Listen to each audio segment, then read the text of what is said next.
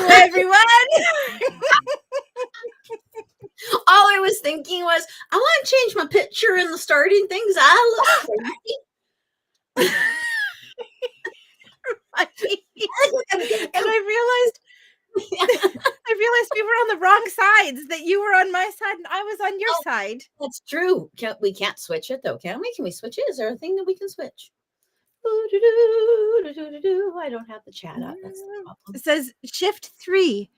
Is that the same as F3?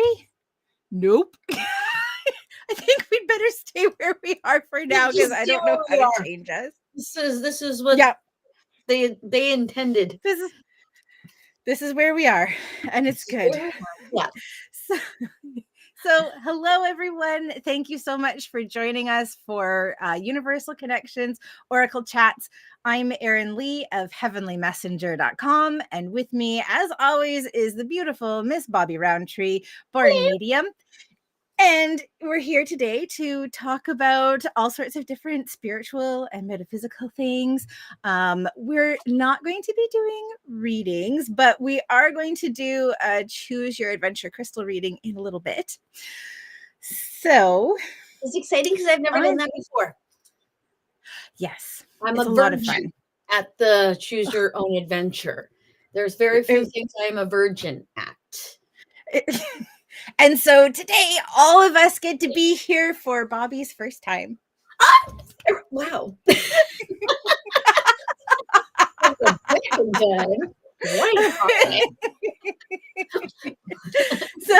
So the Choose Your Adventure crystal reading is something that I started, I think, back in like 2013, 2014.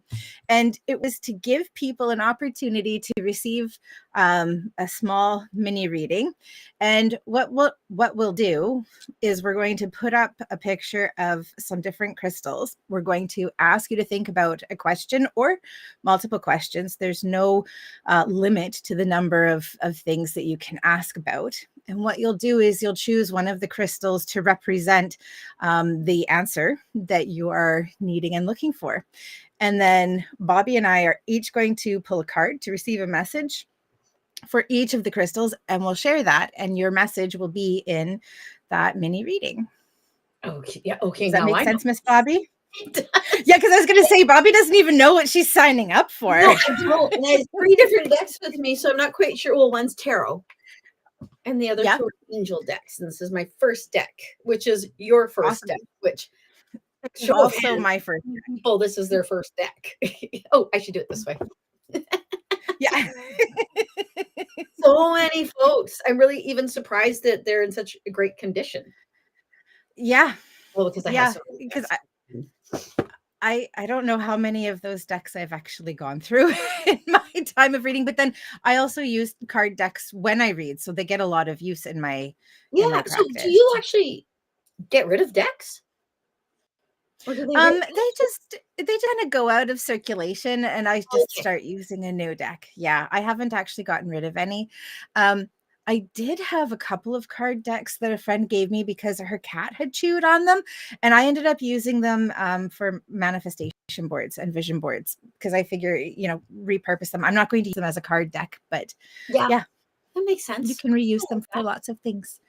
So yeah, I have thought of that with tarot, because I have a couple tarot decks that are incomplete. Right. Yep. About making something with the tarot, but then it seems naughty. I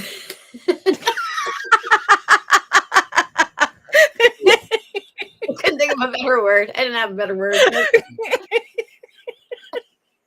Well, you certainly wouldn't want to be naughty with tarot. No.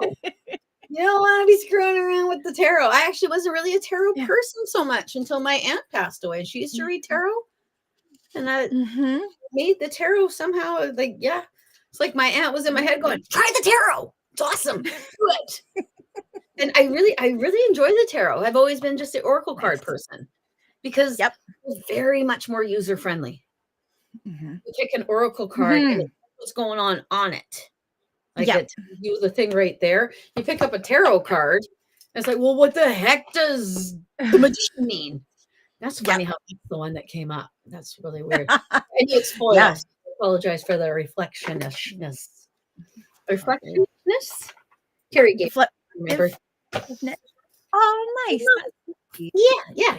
Carrie has a crystal shop in her house. Okie dokie. Now, are we going to say hello to the friends?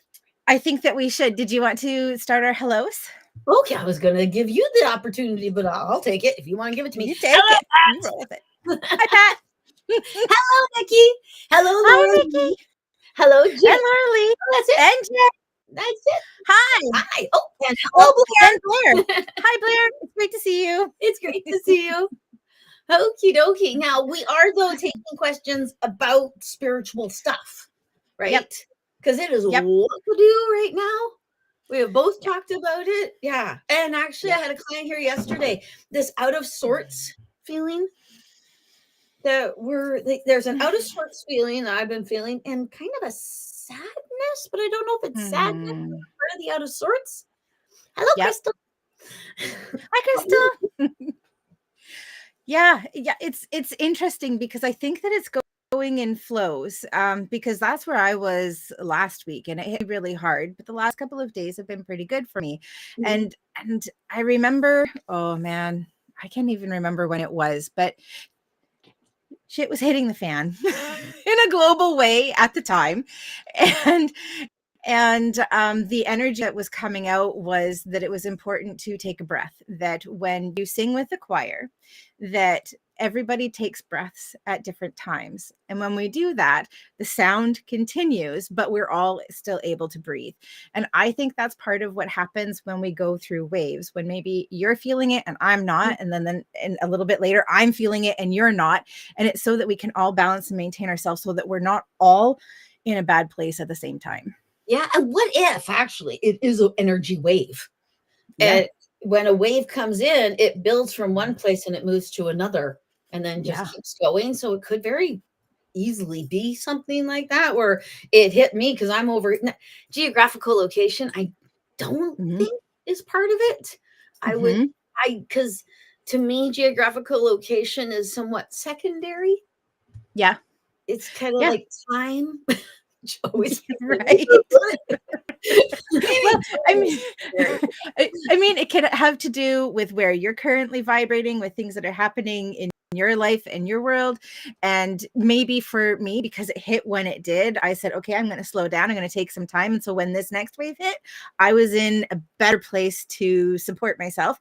And then the same will be true for you when the next wave hits, because you'll have taken time to like balance yourself, and then the next wave will hit. And yeah. Oh, last week I was just like, I had so much energy. Yeah. I was in a good way. And I'm not in a bad way now. I just feel energized. Yeah. And it's almost like when you're getting ready for company, but you don't know when company's going to arrive. So I just get this constant, well, how does my house look? Okay, I'll change this. Okay, I do that. Because something's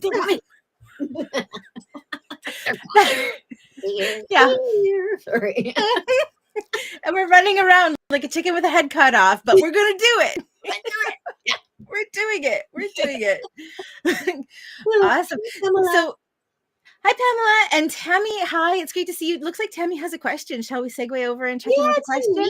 Question 2. I like this question. You go ahead and read it. I'm gonna throw it up. So nice to see you, ladies. My question is, I receive songs in my head from, I believe, my father-in-law, but I am unclear on the message. How can I accurately decipher the message? I've got lots that comes up on that one. Do you want to go first? No, okay. Yeah.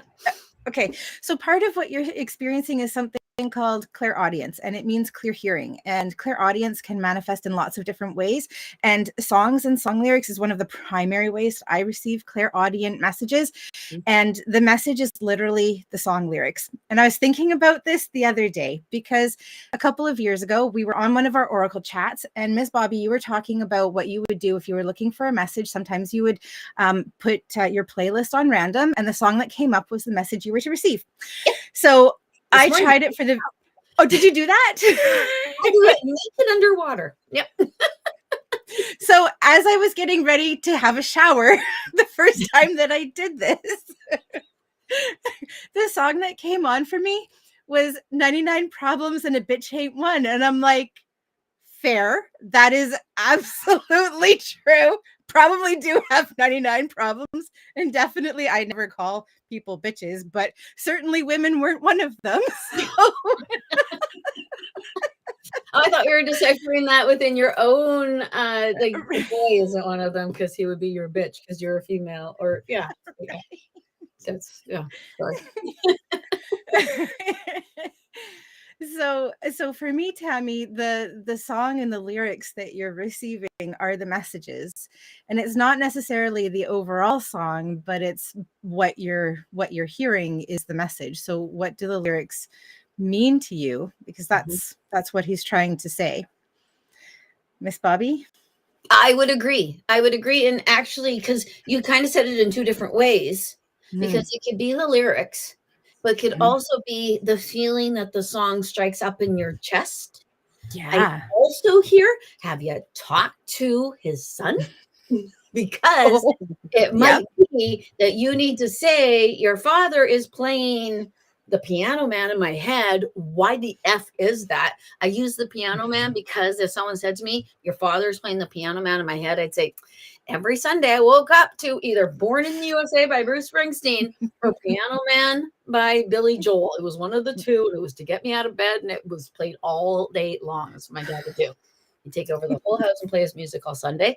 So there could be there, because it would be my dad going, ha ha ha. Still playing Piano Man in your head. He does.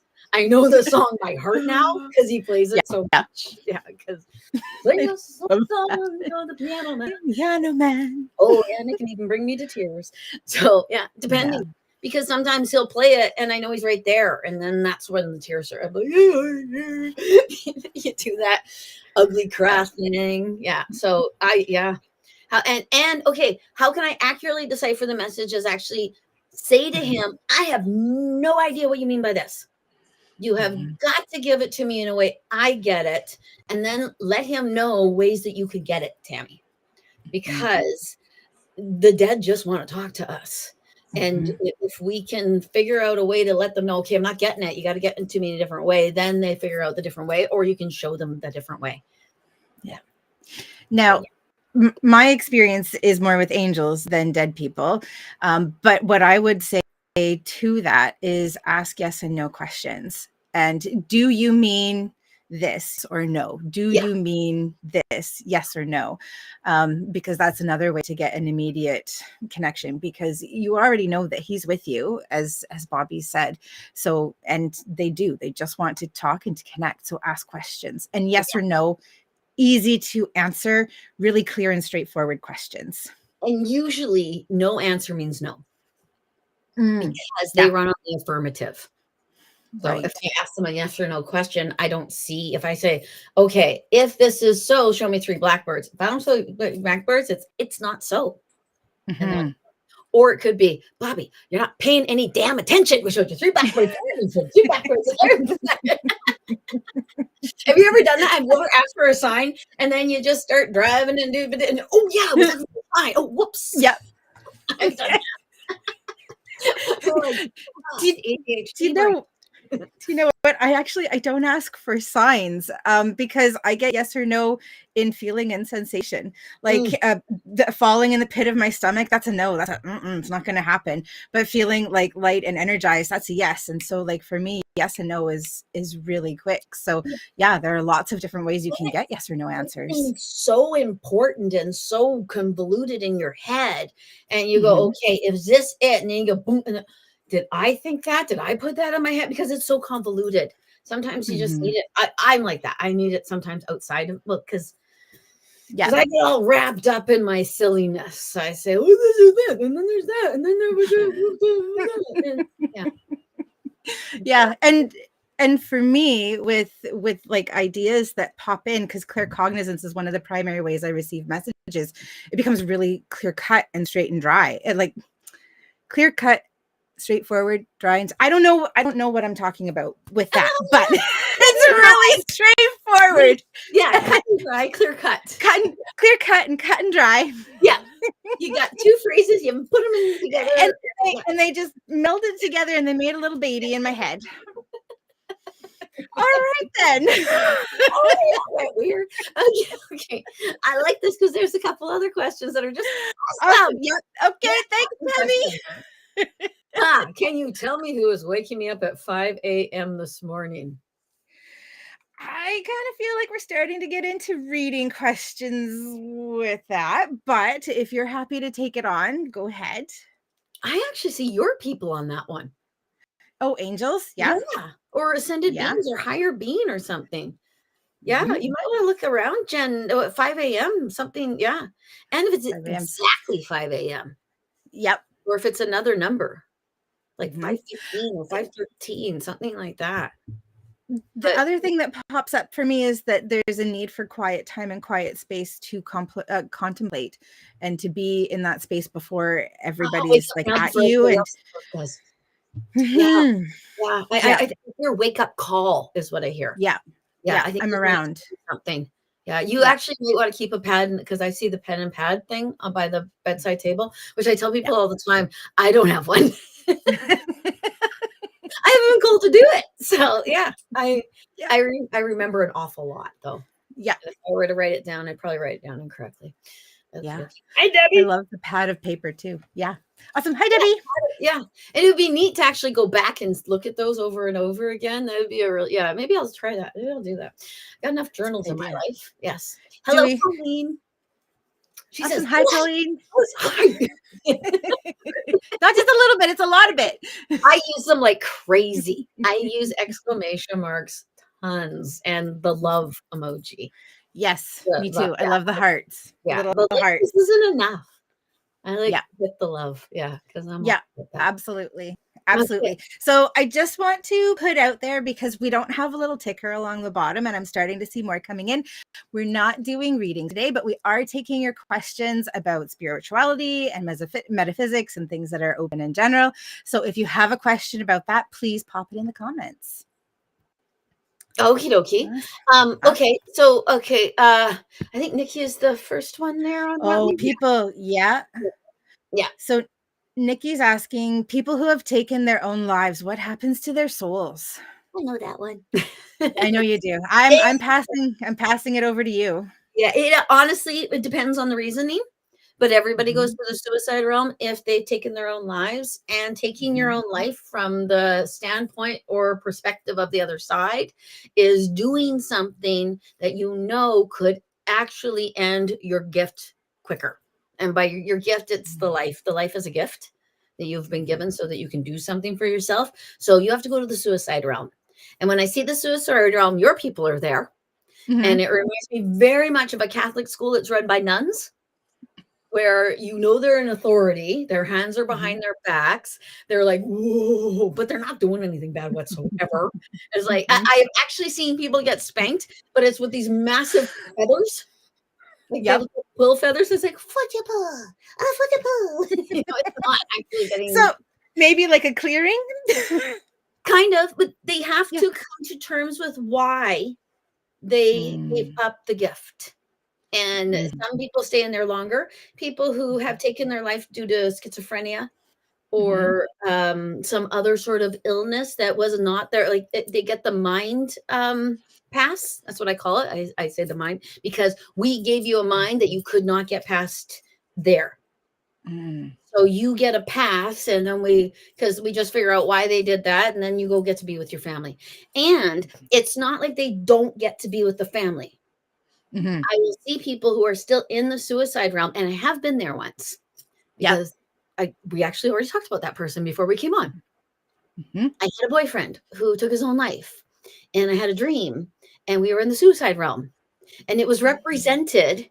And anyone who's from Nanaimo, who's in my age group, will know what I'm talking about here as the commie. Don't know what the commie is? It's the commercial hotel in downtown Nanaimo. It was actually the first time I ever sang on stage. And that's where we all were. We were in the commie. It was amazing. It's probably too, because that's where I was singing and doing stuff. So it was a common place for me. And when you go into a bar, there's an energy. And that same energy was, well, I'll tell you a little bit. Okay, fine. It was like Beetlejuice. Oh God. Where everybody actually physically showed how they had made their way there. Oh, So interesting. my friend, he was actually my high school boyfriend. Mhm. He had a great big gouge in his neck. Mm, He took his life by hanging. mhm, So everybody had something like that, but nobody was suffering. mhm, It was, yeah, I can't, I'm hearing in my head, it was like a rehab unit, but I've never been in a rehab mhm. unit, so I can't make the direct comparison. But the idea Yeah. is there that I'm Mhm. not feeling completely balanced. Can you guys help me balance? And when I leave here, I'm balanced. Right. That's kind of it. So, yeah, I don't know if that was too long of an explanation. No, I think it's really thorough and really awesome. And I think one of the things that's coming through for me is that it's not punitive, because there are some belief systems that if you take your own life, then you go to hell. There's a lot of punitive ramifications to it. And That's the it's earth going thing. into a place of healing. Yeah, exactly. We love It's punishment not here. We're it's all not about being punitive on the other side. Right? Yeah, I like that on the other side. There's no need. And what's your biggest punishment? It's like when people are disappointed in you, Hmm. when you have met with disapproval with people you respect. Yep. So Yeah. that's what it's like. Yeah. It's like when that teacher you were so cool with caught you smoking and went, oh, yeah, it's like that. Miss Bobby. Yeah. You think it was me that got caught smoking? Well, we know it probably wasn't me. No, it wasn't you. No, I started smoking when I was 12. Yeah. I Yeah. don't anymore. I stopped Yeah. smoking when I decided to start having children Amazing. because I knew it would be impossible to quit while pregnant. So I quit. Mm-hmm. I've never Before. actually I've been very, very, very fortunate. I Amazing. don't, I don't seem to get physically addicted. That's awesome. So I can just say, no, I'm not smoking. I'm habitually. Yep. So I And then still you're just actually done. will drive with a chapstick in my fingers. If you ever Really? see me driving around town, I got this pink thing in my fingers. That's my cigarette. Because I used to only keep my cigarettes underneath my driver's seat. I drove while I smoked. I drove while I smoked. I smoked while I You smoked while you drove.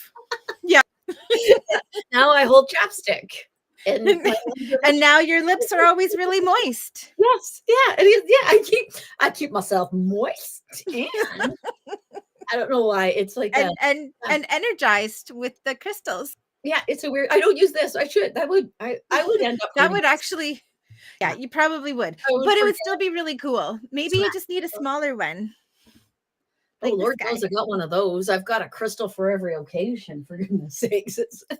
Sorry, they're over here. That's why I did that. You know Okay. what? Speaking of firsts, I just realized this is the first crystal that I ever bought, and I used to carry it in my bra all the time, and it's been hanging out at my desk while I've been working for the last several months. So, I yeah. can I I have no idea the first crystal I ever bought. I can't even yeah, that's weird. That's weird that we have these first right here. I know, lots of firsts today. First Lots today. of No one firsts else has today. a whole bunch of firsts for themselves or what was a first back then, but Yeah. now, it's being brought to your attention. I don't know. Yeah. I don't know. Okay. Put it in the comments. I'd love to hear what first, if there are any firsts that have been Yeah, it's coming just up for isn't you, your or like that you've been reminded of. weird. Before we move on to the next person, another thing that's been popping up for me is music. And I realized when I was listening to my Spotify 90s music list that a lot of the music that I used to listen to was really upbeat and almost utopic.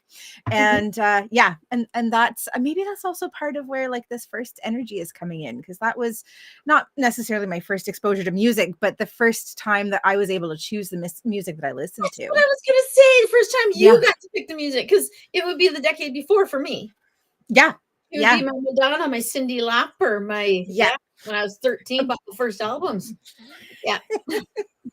So I laugh because Madonna and Cyndi Lauper, I had both of those records, and my dad got them for me when I was 3 or 4, and I used to dance to them in my basement yeah. like a I got them when I was virgin. 13 or 14. Yeah. Whatever. Yes. Oh, She's so same. unusual. And the Madonna one where she's like this. Yes. Yeah. Yes. Yeah, exactly. With the hair. I Exactly. used to have that hairdo. Did you? People used to tease me by calling me Madonna and then be like, Did well, This is my goal. So you're not insulting me. Like, hey, awesome. Way to go. Oh yeah. I had the whole O-rings down the arms. I wore the hair. Yep. I had my hair like this for almost 3 years straight. When I went like this, I was like, wow. You could see. Wait, That's perception. Yeah, I'm nearsighted. And I think I screwed up my eye by making it strained as look through the hair all the time. Yep. That was the 80s. Makes Yeah. sense. And then I Makes went through. And you did the poofy, right? Yes, you do the back coat. You put your hair up like this, poof. and then you do that, and your hair. Yeah, don't wreck your hair, Bobbi.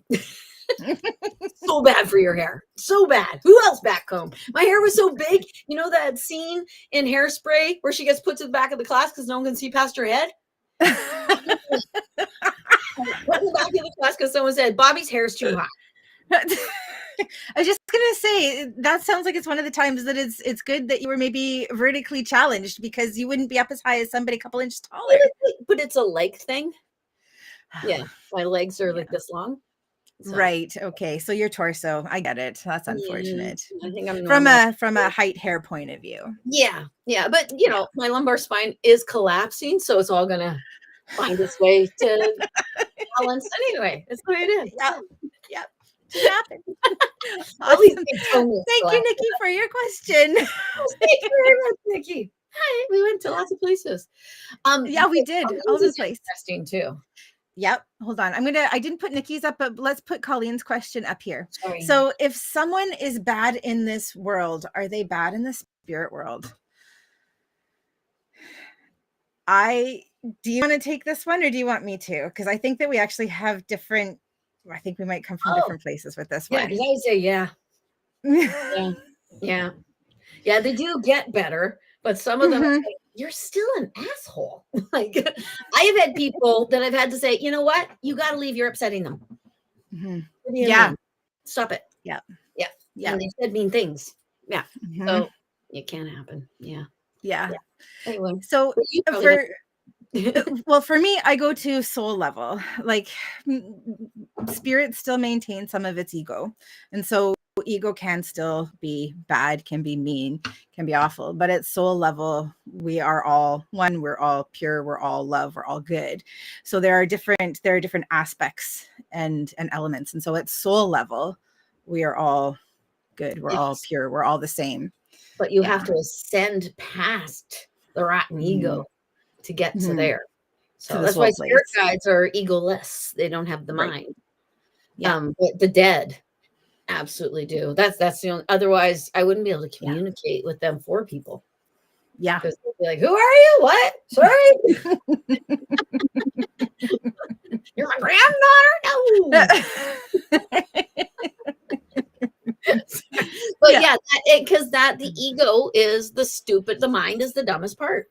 And it's the part that you maintain once you're dead and still have the links. And honestly, I think it's an individual experience when you release and ascend. I kind of think it's when you're not needed by people on the planet. Not in a direct, great grandma kind of way. Yeah. And then you become an ancestor. And then it's a different feeling. Yeah. And it gets called generations to me as well. Oh, interesting. And then they ascend and then they're bigger and better. Like my dad is not the same man he was when he died. Yeah. Yeah. Because there's so much learning that's still happening over on the other side, like full on. Yeah. But my work, in my opinion, helps him in that way.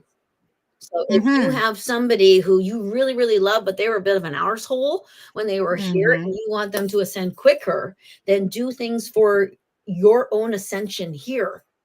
And they will ascend by proxy. Yeah. It's so I sometimes they'll sing the Robbie Burns song. You take the high road, I'll take the low road. Somewhere in the middle. We're on the low road and they're on the high road. And we're meeting in the same spot. In the middle. Yeah, because the time thing. Sorry, the time thing is just, I was just listening to somebody before I started my readings today. It was talking about when you are ruminating in the past and worrying about the past, it's foolish because the past is actually still happening. Yeah. I know. And then he started talking more and I was like, yeah. Those are the tougher ones for me, those concepts of no time and the past, present, happening simultaneously. Yep. It's a difficult one, but I know it's true. It's just difficult. So I was given a really interesting metaphor when I was reading for somebody in December, I think, or November.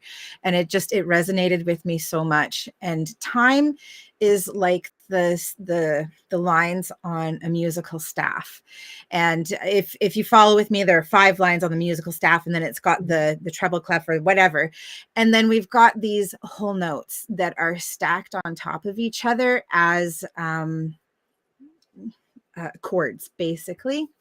And when we're in periods of dissonance, then all other periods that have had dissonance of the same type of value are stacked like a chord, and they're energetically vibrating all at the same time. And so when we become overwhelmed by the dissonance that's happening around us, part of it is because we're also experiencing the vibration of other times that have vibrated at the same level. And so on the one hand, that can make things more challenging to experience in the moment. But on the other hand, there's also a really great opportunity for healing to happen within those moments, because we're not only doing healing work on what's happening here and now, but we're also doing it through time where that same energy is apparent and vibrating. Well, that makes sense, because that's like sense memory. It's kind of, like it's not happening, but something has happened and you're triggering it by giving me something that reminds me of it. Does that make sense? Yeah. So we're vibrating with vibrations of things that have happened before. So because that's a tough one. Is that memory, or is that the fact that it's still happening, and it's happening at exactly the same time as what you're going through right now? But I guess even if you think about it just as memory, it is as prevalent in your brain, in your thought process. But people distort their memories. Yeah, I'm actually not even talking only about within our lifetime. I'm talking about time, like all of time. Oh, you're not talking about an individual's experience. I'm not talking about individual. I'm talking about like bigger global experiences. So I'm going to use I'm just going to pull some times out of time. So let's say World War I, World War II, both would have had very similar types of vibrations and would have been resonating at the same frequency and experienced in that energetic chord. Does that make sense? No. Only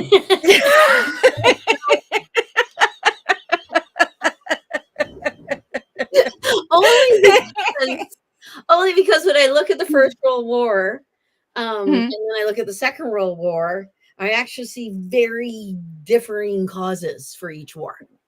That's fair. You could take other examples. They were examples that I pulled out of air. So you could the same.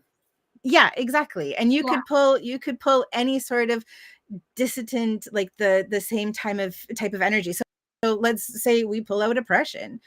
Any global experience of oppression would be vibrating at the same level. It would be stacked on top of each other in a chord. So when we're experiencing that in our timeline, we're also experiencing all other timelines where that oppression existed, especially at the same level that it's being experienced in the current time. Because we experienced it during that time.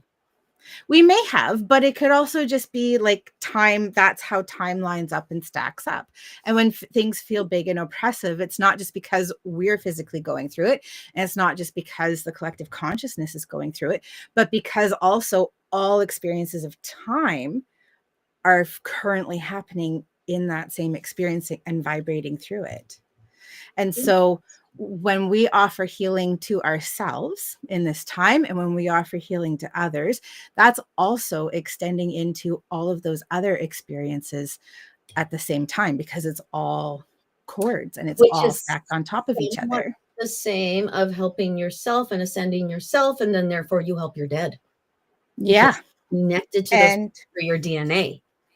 And the other people around you and people all through time. Interesting. Yeah.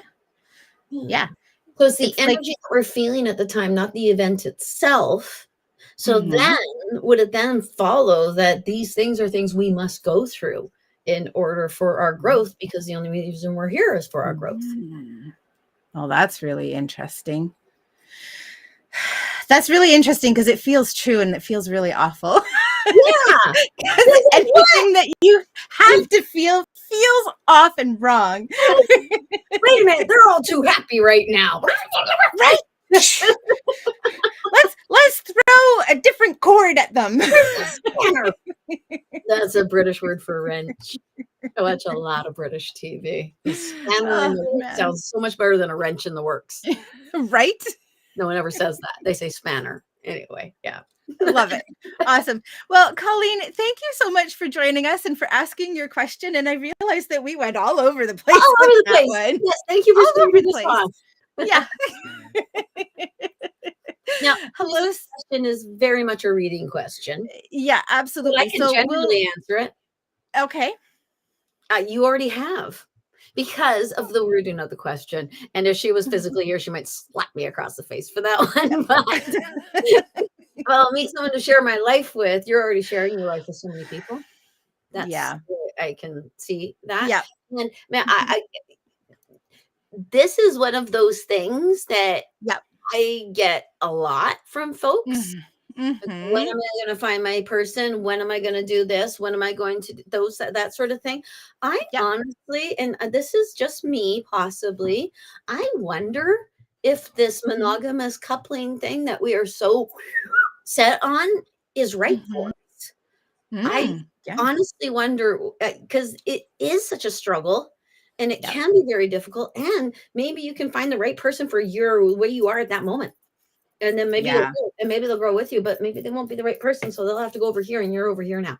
I think people beat themselves up too much under this idea of finding the love of your life. That's just my lifetime partner. Well, and I think on top of that, in our culture and society, we have an expectation that our partner is going to fulfill all of the needs that we have, and that we then will also fulfill all of the needs that they have. And that's just, I think, a really unreasonable expectation, and recognizing that our needs will be fulfilled by lots of different people in the same way that we fulfill the needs of lots of different people too. And yeah, I agree with you that, we grow and we evolve, and that's more true now than it ever has been. Yes. Because marriage actually coupling for women, especially, was for security and comfort. And so no one came along just procreation. Yeah. I mean, the older I get, the less that a partnership is going to be about having children and raising children. I don't currently have children. I don't expect that I'll be having children in the future. And that was one of the primary purposes of marriage and relationship and partnership, was to have children. And now that we're living longer, we're moving out of that. The people that we choose in our younger years are maybe not the people that are appropriate for us in our advanced years. Not older, just advanced. And having said that, Susan, if you want something, pull it towards you. Do everything you can to see it coming towards you. Figure out what you want in a partner and make your list of all the attributes, and then just believe it's going to happen. It sounds so simplistic, but it's actually true. It really is. It's recognizing when you've actually brought it to yourself. Yes. It's like, absolutely. I realize I had manifested it that way, because sometimes the universe will bring you what you need to learn. Very important. Yeah. And that kind of brings me to some of the messages that have been coming up around manifestation and creation lately.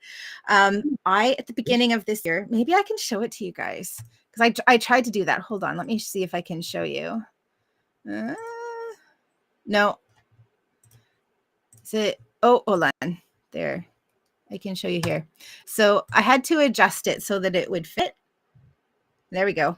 This was, I'm just going to take Susan down for a second. This was a vision board that I had created for myself at the end of 2024, beginning of 2025, because it was part of what I was wanting to build and create with my work and my business.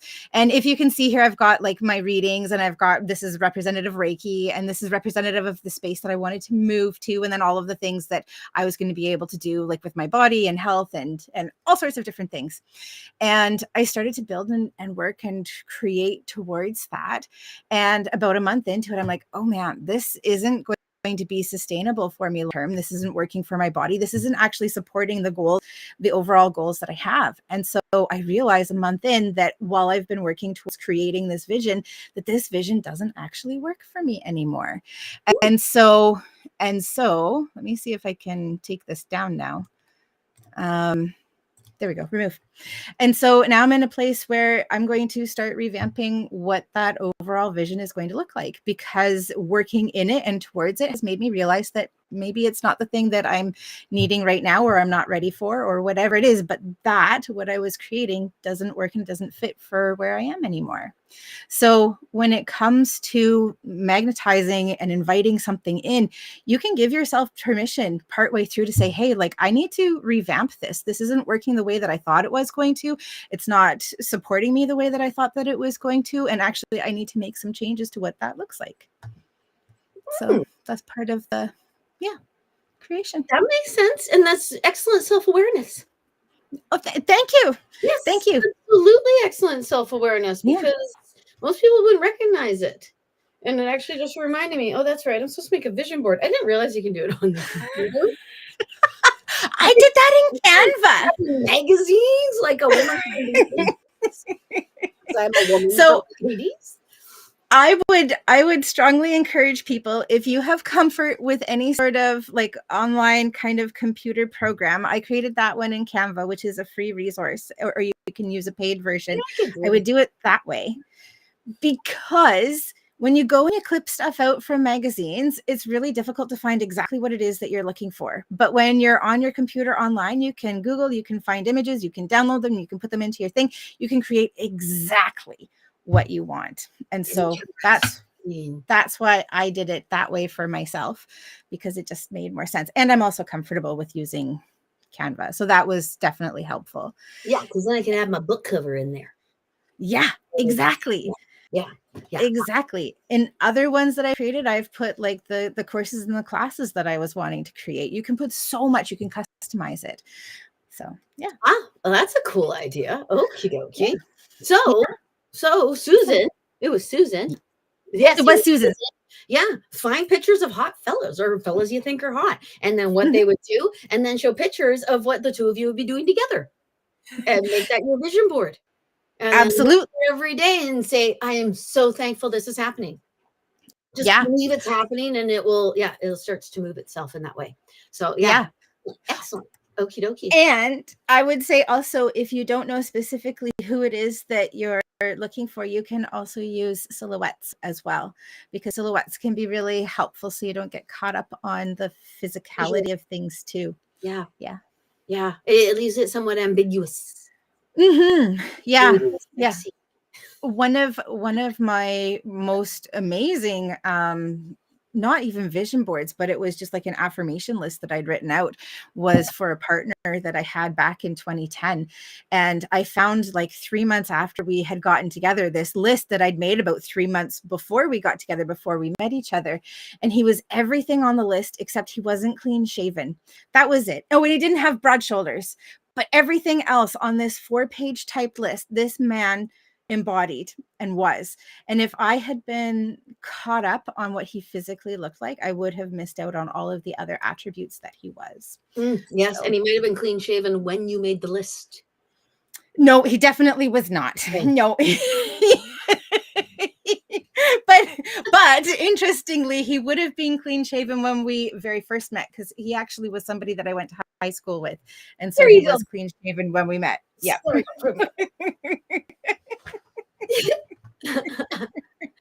It's very much on the reading question sort of situation.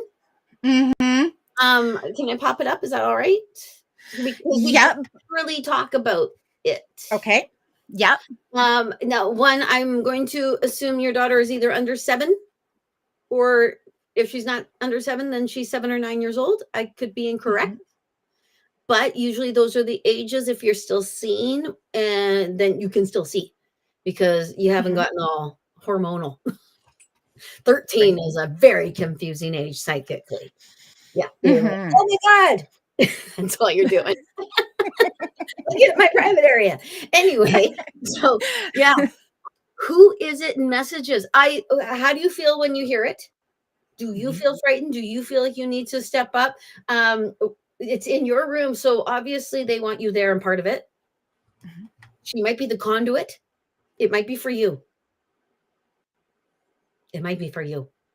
I think it kind of is for you. And a small child shall lead them. What do you think when something like this happens?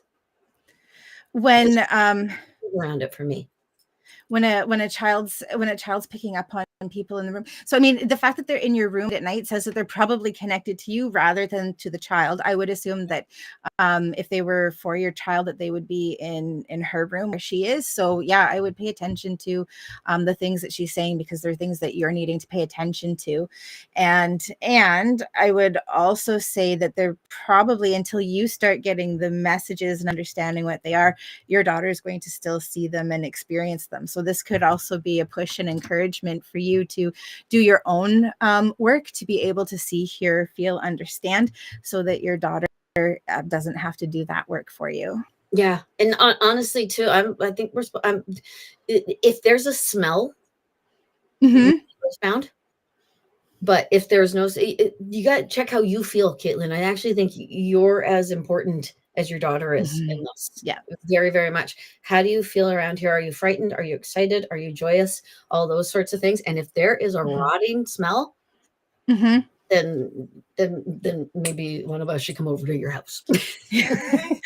Probably Bobbi, because I don't do that work. So Bobbi would be the one. I do that stuff. Yeah. Yeah. And I enjoy the living heck out of it too. So it's kind of like getting rid of nasty people, but making them feel better when they're, like stopping nasty people from being nasty.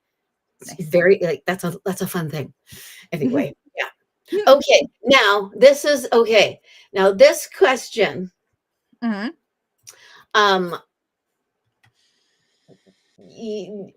that's the thing that I said, should we talk about that? The feelings, the signs, the the psychic energy. Yeah. We're feeling more psychic right now, more confused, more yes. Yeah. I mean, happening.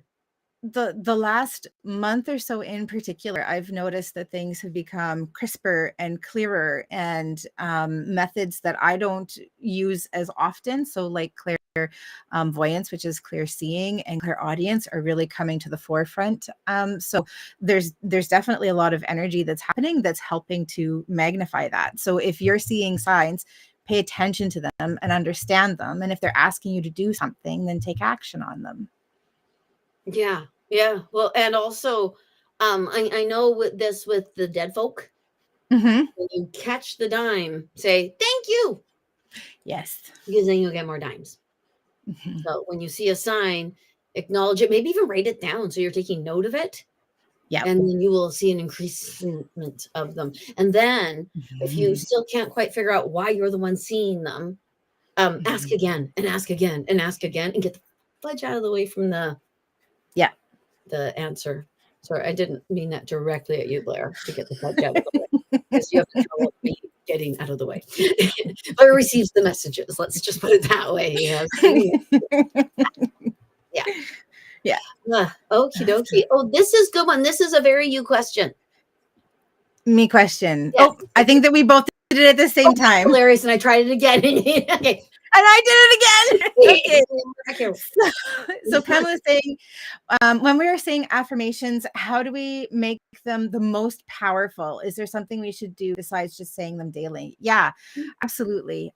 First and foremost, you want to make sure that they are unambiguous. So we kind of touched on this earlier, but it reminds me of a class that I had, and the question was being asked, when am I going to meet somebody? But what this person was actually asking was, when will I meet my romantic partner? And so the same is true when we're asking questions and when we're manifesting and affirming. We have to be really clear about what it is that we are manifesting. So no unambiguous messaging and information. The other thing that I think is really important to do is, kind of actually talked about it in the example that I gave, is we can be manifesting something, but if we're putting energy into a void, then we can't make it happen. Sometimes we have to recognize that what we're trying to manifest, we need to let go of, because if we've been manifesting and manifesting and things aren't happening, we're not getting any traction, we're putting energy into something that isn't coming together. And so recognizing when that's happening. The lack, the feeling of lack. Like desperate manifestation, would you say then? Is that? Yeah, absolutely. Anytime you're doing manifestation and affirmation, you have to let it go and expect that it's going to come to you if it's meant to be. And I think that's really important. Like we can't override free will. So if we're affirming or manifesting somebody else in our life and they, for whatever reason, aren't available, they aren't able, they aren't interested, we can't override their free will. So that can also come into play as well. And turn their head. Pardon? I think we can call to them and turn their head. In a way. Absolutely. Yeah. When you're supposed to be manifesting. Yeah. And they're still also going to have free will too. Oh, absolutely. But the thing I'm hearing to bump on top of this is actually physical world stuff. Like what I do, like spells. Right. When I try to manifest something, I actually have a little table I use over here, but I bring in things together that mean nothing for me. Does that make sense? Yeah. Like if I were going to try to help a person to see something that I think they need to see, I might use a photograph of them. And then the energy, because it's the feeling you're manifesting. It's absolutely how you feel, not how you think, because your thinker is not good. This is actually where we should be doing everything from, because your thinker, we all know that. It's the feelings, it's the empathy, it's the connection. So I agree. And I would do a love spell. Yeah. But I find they work. I do. Nice. Yeah. So also from a love point of view is being open to who that person may be and focusing on the feelings that you experience with that person, with that partner, and not necessarily saying, I want it to be this person, but I want to feel and experience, and the things that I want to experience with my partner are this, this, and this. And I want to be there in this way, and I want them to be there in this way for me, but not pigeonholing it on a specific person until you're in relationship with that person and that person is energetically back and forth building actively with you. Don't manifest a specific person, manifest the person who is right to fill what it is that you're looking for. They almost change too in your head when you start to do that. When I manifest my husband, I couldn't see it all. I just knew he was there, and we would go on dates. It was like a shadow being. Yeah, so that you don't, because you don't know. You think you know, but you don't know. It's weird. Yeah, absolutely. And then the very last thing I would say is, as you are leveling up into manifestation, whatever it may be, if it's a partner, if it's work, whatever it is, you're going to be called to do things as well to make sure that you're also leveling up and in the space that's bringing that in too. So make sure that you're doing the work that your intuition is telling you to do for yourself. Yes. That's a really important part. Very important. Yeah. Okie dokie. We have so many people that we should say hello. Yes, absolutely. Actually, there's a few doubles. Okay. Yeah. Because I don't know that we have said hello to Lorraine. No, I don't think we have. Hello to Lorraine. Hello to Good Vibes. And Good Vibes. Love seeing you. So good to see you. Hello to Good Vibes. Welcome, Good Vibes. Welcome, Good Vibes. And Penny. Penny, awesome. And Caitlin. Yes. Oh, interesting. Is Caitlin the one that we did the reading for that has the daughter? Because she's saying her daughter's 2. She's 2. She's still really young. My daughter used to do that too. Yeah, I took her to London and she had a conversation with somebody in the booth behind us. There was one in the booth behind us. London is just like, Fudge-a-magooler, you get There's a lot going on there for sure. Oh, they walk the streets to dead there. So that makes, obviously it's for her. Yeah. One night it was my 12-year-old. Yeah, it's for you, Caitlin. Wake up. Sorry. Absolutely. Sorry, I can't believe I said wake up. I apologize. That was, it just popped out. Okie dokie. Yeah. Awesome. And hello to Elizabeth. And I just want to stop and say that Elizabeth's commenting to things that we've been talking about. She says, yep, feels like stuff is increasing in activity. Now I get it. Trying to stay in the light in spite of all of the personal chaos. Absolutely. That's, I think, the best thing that you can do. I think that's the best thing all of us can do. Find those places where there's light. Yeah. And be the light. I also hear do not engage. That's I heard that in my head. I thought I should share that. Yeah. And Love Elementalist said hello.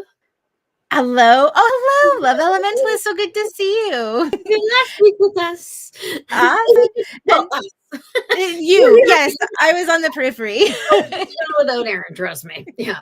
Hello, Gina. Hi, Gina, and hi, Tammy. It's great to see you. Yeah, we did a question with Tammy. Yeah. Okay. I don't know. I am. Susan is asking a question, but Susan already asked a question, so I'm just going to quickly answer it. Yes. Okay.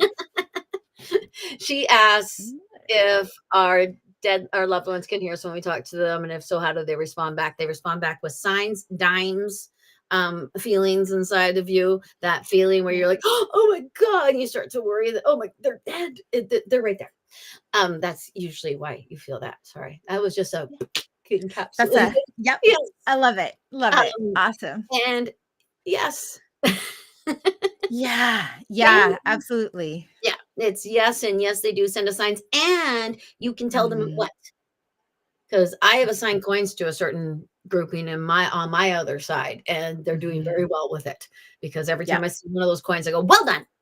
Yeah, and then they know, okay, that's what that dummy wants. I hope they don't think that. I didn't even read it; just popped it up there. Yeah. Okay, what do we have? Intentions. Good friend, colleague who might be wanting more of a relationship. Are their intentions true? So I want to, I want to go into something that's a little more general, because we're not specifically doing readings, but more how to tell if the intentions of somebody are true. How does that feel? Excellent. I want to know. I was hoping that since I'd done that part, you were going to step in with the next part.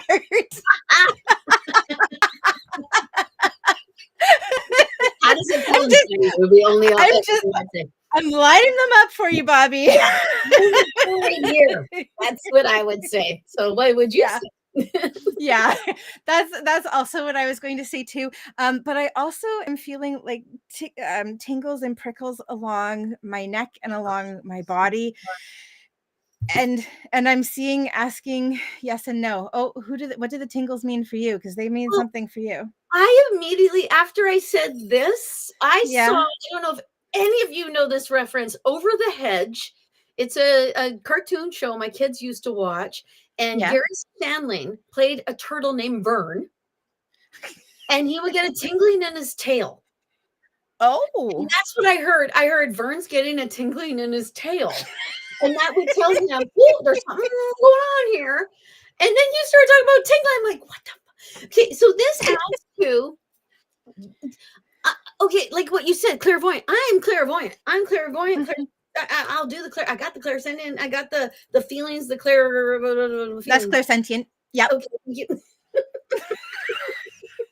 We've talked, you do the clairvoyant and you do the clairaudient really well, and then you get some claircognizant and clairsentient too. I'm getting so much claircognizant right now. It is, and that's why I'm bringing that up, because it just lends to we are getting a boost, psychic boost, and it reminds me of a certain time.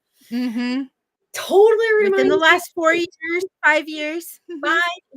5 years ago, all of my readings just went poof. Everybody was so much more psychic, and all I could hear was, oh, golly sakes, we're all getting more psychic. It's getting insane. Golly sakes.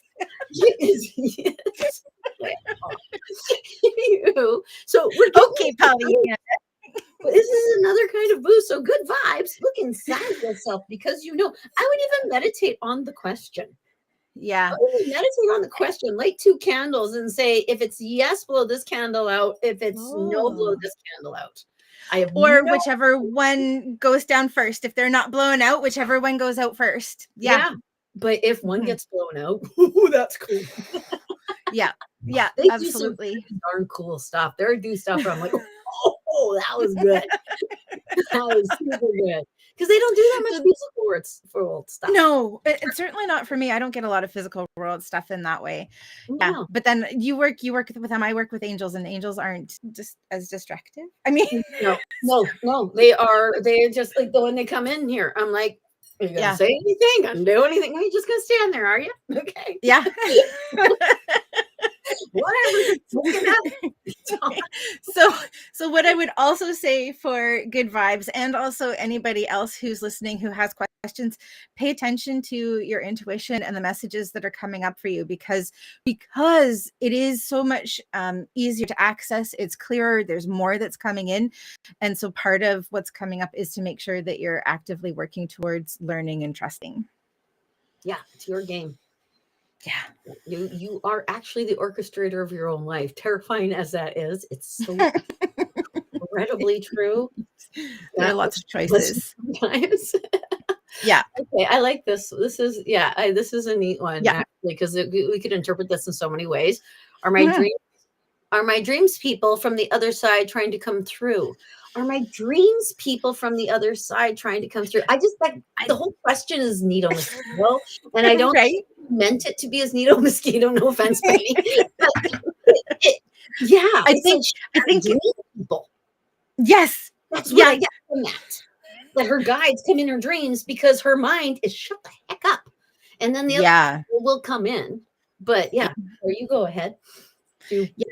I was kind of reading it. Are the people from my dreams people from the other side? Was how I was. That's exactly how she meant it.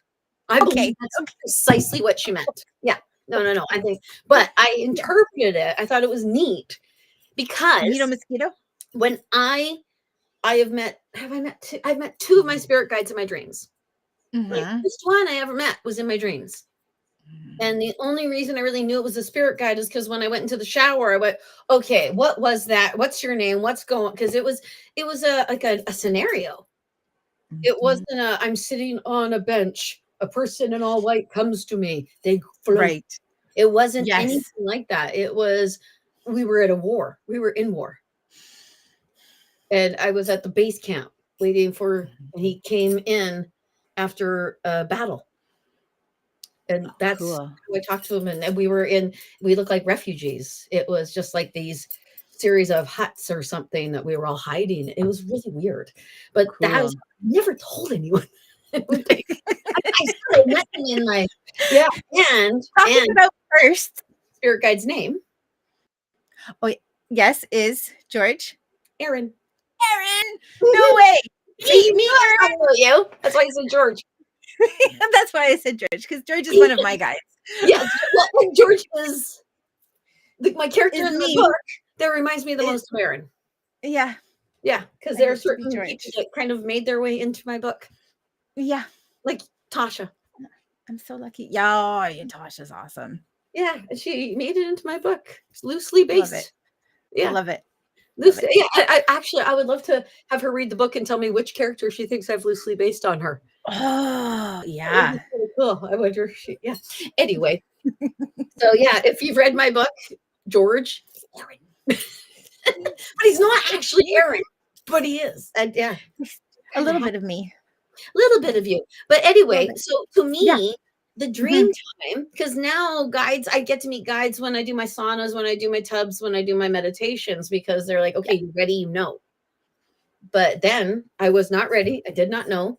I didn't even know what a spirit guide was. I thought I was just talking to dead people only, and that was it. Yeah. It was when I first started. So I'm wondering if that could be a little bit what's happening with Penny, and that's why my brain went there. Yeah, So absolutely. Yeah, because for me, dream time is when the subconscious is fully and completely active, our conscious mind is asleep. And so whatever it is that we're needing to know, whether it's connecting with loved ones on the other side, or it's connecting with guides or angels or astral travel, whatever it is, that's what's available during that time. So it could absolutely be your deceased loved ones coming through, but it could also be other things and experiences as well. But you are the best person to know who it is, because it's your experience. yeah, and I'm actually seeing the spirit guidey thing with them. The one Lovely. where you take like a little statue or worry doll or something, and you say, please Mhm. personify this person or my spirit guide while I sleep, and put them on the bedside table. And then you have set the intention. I'm also seeing, good golly, Penny. I have a client who does dream work. Her name is Kristen Lang. And I read one of her things, and she was talking about before you get into bed, you stand at the side of the bed and set your intention for your dreams. Mm-hmm. Then you get into bed. And then your Mm-hmm. subconscious mind goes, go! And then your subconscious mind's like, party! Because your conscious mind's dumb. So, yeah. Is oh, this is a good This is a really good question too. Oops. That's a good question. Thank you, Pamela. Is manifesting and saying affirmations the same? I would say that affirmations are part of manifestation. So manifestation is the whole process of creating. Affirmations is one of the tools you can use to get there. Yeah, like saying over and over again, I am broke, I have no money. The universe says, oh, really? Okay. Let's make that happen for you. Let's make that happen because you keep saying it. Yeah, we manifest and affirm more stuff that we do not want on a daily basis than we realize we do. I do it. I know I do it because I'll be like, oh, well, I guess I brought that. Invited that one in. Yeah. But there are also other forms of manifesting, such as visualizations or vision boards, or feeling the experience of being in what you're wanting to create. So yeah, affirmations are one of the tools that we can use to manifest, which is creating experience. Yeah, because you breathe it into existence. Mm-hmm. Yeah, like there are certain things that if people will say them, I say, don't say it. Yeah. Your words become concrete. You Mm-hmm. breathe it into existence. So there are certain things I don't like to hear people say. Oh, I will say to them, yeah, you've done that before when I brought out the T word. oh, no, don't even think about that. Nope, no. Yeah. Not my reality. Yeah. No. This time, this reality, I'm having a fun time. Yeah. Absolutely. Okay, so I'm kind of scrolling down. I think Tammy might have the next thing for us. Is that cool for you? Yeah, absolutely. And Caitlin, that sounds like a loved one that looks just like your son. Oh, yeah. Inside, and that's why the 2-year-old got confused. Okay, so hold on. Oops. Oh. I was that's just because you were answering it, I thought we better bring it up too. The other thing is that it could be talking to your son's higher self or soul level as well. And then the 2-year-old's picking up on that. Yeah, because he's something that the higher self is maybe wanting Caitlin to know. Yeah, you also might want to. I am seeing you do something to that child's feet. Oh, grounding, do you think? I think so. Yeah. Mm-hmm. But because they might have a bit of a tough row ahead of them. And I only know that because I was on that row. Mm-hmm. But I was very, very lucky. My parents never ever said, no, you're insane. Mm-hmm. They said, shh, don't tell anybody. That's what they said instead. Yeah. Which was good. Well, at the time, that would have been the safest thing to do, too. Oh, I think it still even is because when you're really young, everything's real. Mm-hmm. Like, I remember seeing the Tooth Fairy as a kid. So cool. If it said to me, that was the actual Tooth Fairy, my realities would have been, it was much better for me to go, I think I just saw Tooth Fairy. Oh, wow. And not talk about it until I was older because it was like, and I heard the little ting, ting, ting, ting, ting, ting, ting. They were like a flat. I think I've told that story before. I was just like, because my sister had a tooth under her back. I saw it happen. Anyway, yeah, it was weird. It's so funny that you bring that up, because I thought of something again in the shower today that I haven't thought about in years. And it was when I found out that the tooth fairy was real. One of the ways, because there were two different things. Yeah, I know. And a friend found all of her baby teeth in her mom's jewelry box, and she figured out that her mom was the tooth fairy. And that was the first exposure that I had to who the tooth fairy was. And I was, my mom's the tooth fairy. I think there was a fair amount of disappointment that was present in that one. Those are sad days when you find out your parents lie to you, but for the whole world. Exactly. Okay, Tammy. All right. So Tammy, how about using a pendulum? What is the proper way to use a pendulum? I've got lots of stuff on this. Do you want to share anything first? No, you go ahead, because I do use pendulums, but I do not put a lot of trust in them. Okay, so there are a lot of things with pendulum, and it happens that I've got one sitting right here, so I'm just going to pull it out. Or was it? One of the things. Oh, or was it a pendulum? I think it is. Which was sorry. So one of the big things for me is making sure that you're relaxed when you're using a pendulum, when you're first learning how to use it, especially. You want to make sure that you're well hydrated, because your body's electrical currents that's part of how it works. So if you're dehydrated, and also if your neck is really out of balance and out of alignment, then it's going to mess with the results that you get. You're going to want to breathe and to take your time. And the other thing is, you're going to want to start by asking questions that you don't have a vested interest in. So don't start with questions like, should I leave my job and move across the country? No, don't start there. But start with questions like, is my car blue? Is my car red? These are answers that you don't have a vested interest in, that you know is a yes or a no. And you can start to feel what yes and no feels like.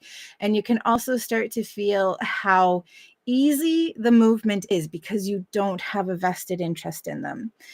Also, when you start with working with a pendulum, you can start by asking, may I, can I, should I ask right now? Because sometimes we are so involved in what that answer is going to be, we're going to block it.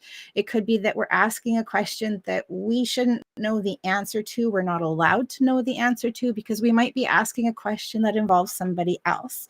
And should I has to do with, am I in the right place to receive a true and accurate answer? So there are a whole pile of things that you can do to help with your accuracy with using a pendulum or any form of dowsing. The pendulum is just one form of dowsing. Okie dokie. See, I will use a pendulum. I actually used to use it as a party trick for my kids. My kids would have sleepover parties, and they'd say, "Mommy, do the thing," and I would do it because you can do whatever you want. That's why I lack trust with them. And even the "is my car blue?" I know the answer.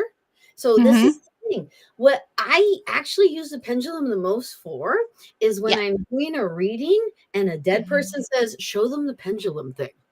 And move the pendulum.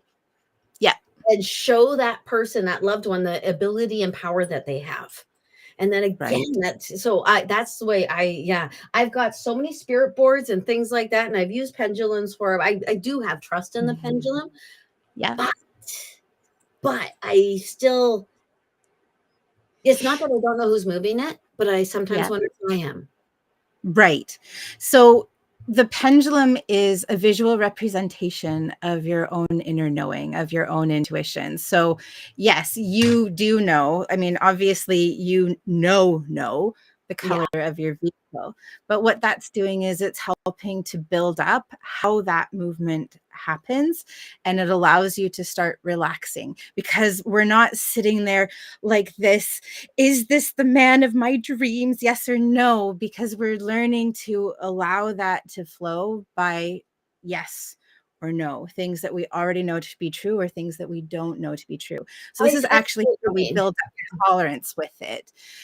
And then on top of that, I mean, it's, as I said, it's a visual representation of the things that we already know, but maybe we're just not able to access. So like when you know the color of your vehicle is because you know it here. But when we're accessing information that we don't know, we're accessing from a different place in the brain.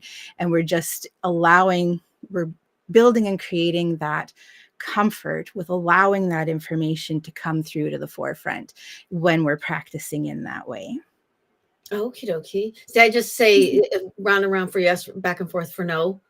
And then I do that. And then I guess that's my relaxation in it. But I still wouldn't say make life decisions based on your pendulum movement.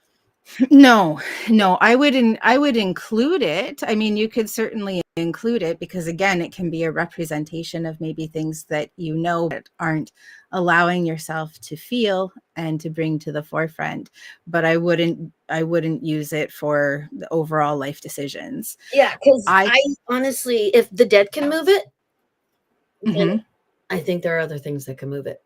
And they might try to steer you off a proper path. Yeah. So again, I think that's also where coming into a level of comfort with it, because you recognize what yes and no feels like, and you'll recognize what a good yes feels like and a good no feels like, because it comes into your body. Yeah, but I don't feel the dead person going through my body to move it. It just moves. And I'm holding it and allowing them to move it. But do you as a person have a discernment for what feels right and what feels wrong? Well, yeah, I guess so. Yeah. Like I can tell if I'm off track with a message or something, but I just don't feel that with the pendulum. I really, because it does. Yeah. Because it's the source thing to me. Pendulums kind of fall into a sort of path that way. Not to put anything against a pendulum or anything like that. I just, who's turning it for you?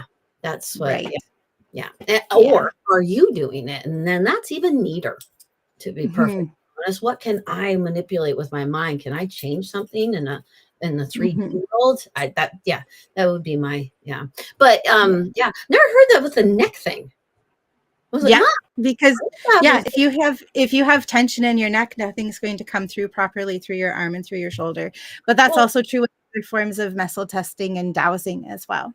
So is that heart chakra sort of stuff then? Or throat? No, it's physiologically, it's your body structure. It's physiologically your body structure. And the same way, if you aren't properly hydrated, if you're dehydrated, then it's not going to work properly either, because it's all the electrical moving through your body. Huh. I've never heard that before. Yeah.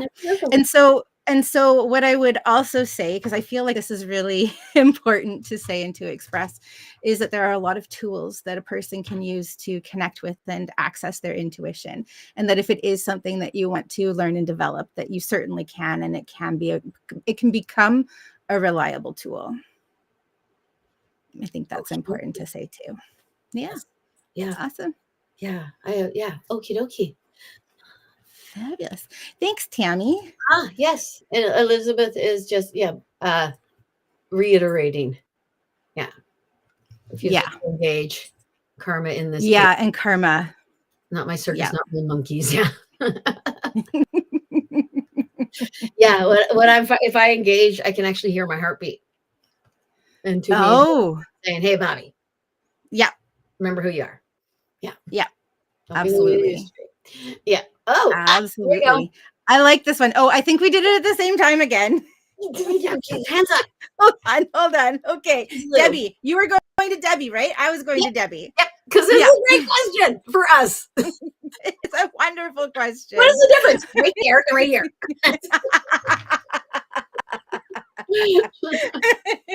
Okay. I'd love your description of spirit guides. Oh, okay. To me, spirit guides are really people who are assigned to you, who are part of your spiritual contract, who I actually believe that they will help you build up okay, this is what I think. I believe we're in a great big group and we create this spiritual contract, and then we all draw straws. And if you get the shortest straw, you're the poor asshole who has to get into the meat suit. Ha Well, we still have this big contract that all of us are attached to. So you go down, and then the rest of them sit there and go, okay, let's hope she does it. Oh, she forgot. Bing, bing, bing, bing, bing on her head. Oh, we got to tell her about this. That's what I think they are. I think that they are not paying a due, but that's actually the words I get. They are ascending themselves by helping you to get through this. It's all like a big team effort. And I think they are unbiased. I think they are not mindless. They are without minds. So they are full soul. Okay, so they don't have connection to ego. Yeah, they're not ego driven. No, Beautiful. they are contract driven. Like you said, you want to do this, young lady. Oh, so that's interesting. Does it feel like then they have like an accountability role in our lives? They have a vested interest in you getting through it and you being able to do it. And I actually think that the more you work, the more of them you meet. That makes sense to me. Yeah, because I started with 3 and now I'm at a much higher amount, which beautiful. Yeah, just makes me even more. Awesome. And angels are angelic beings. Their energy and their vibration is far faster. I don't like to use higher, but faster than ours. When it comes to archangels, they don't incarnate on the earth. Other levels of angels can incarnate on the earth and have soul experience, but they are completely free of ego as well. One of the memes that has circulated for years is, this is just what my guardian angel looks like, and they don't. Angels just don't do that because they don't have ego to be disappointed in you. So they are full of love. They are here to help and support, and they will interfere without being asked to in life or death situations, but otherwise free will overrides. So if you don't want help and support from angels, then they won't interfere on your behalf unless it's life or death and it's inappropriate. Yep. Right. Yep. It just happens. Yeah. So I see spirit guides as having been humans. Yes. I even believe sometimes you have had a life with one of those spirit guides. Yeah. Yeah. Like the Erin guide for me, I believe I had a life with him. Or I was a Mongol. Yes. That totally makes sense.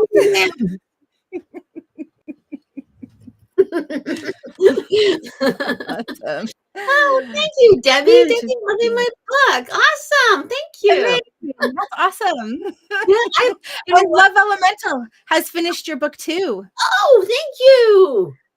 Yeah, amazing. Hug. Awesome. Okay. Hold on for anyone. There it is.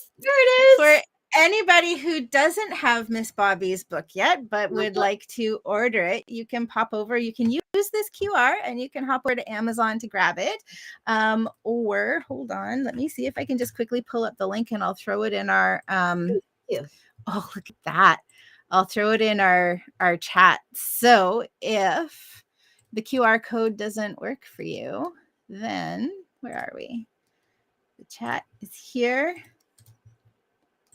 Okay, I haven't done this yet, so I hope it works. It works! Oh wow! Holy snot! It's huge. Yeah. So it's a really big link. So you can click on the link that I just popped into the chat. That's super cool. Thank you, Erin. I think is it there? Oh yeah, it's there. So as you can see, it's really long. It's really long and silly. Oops. Let's bring that QR code back up. So one of these days I'm going to do a discussion group.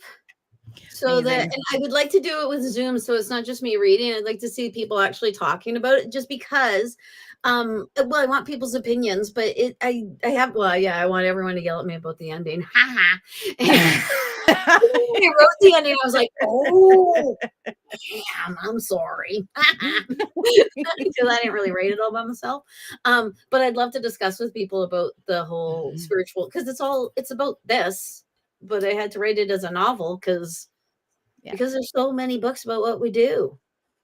Where I need to do it this way. I like stories. I'm a story person. Experiential, absolutely. Yeah, absolutely. I'm a total story person. Yeah, amazing. So, thank you, Debbie, for bringing it up. That was very sweet. I love it. Awesome. It's me person, and I am going to try to say your name. Yale. You bring them up. Where are you looking? Right at the bottom, right above. Oh yeah. Yeah. I think yes. Yale?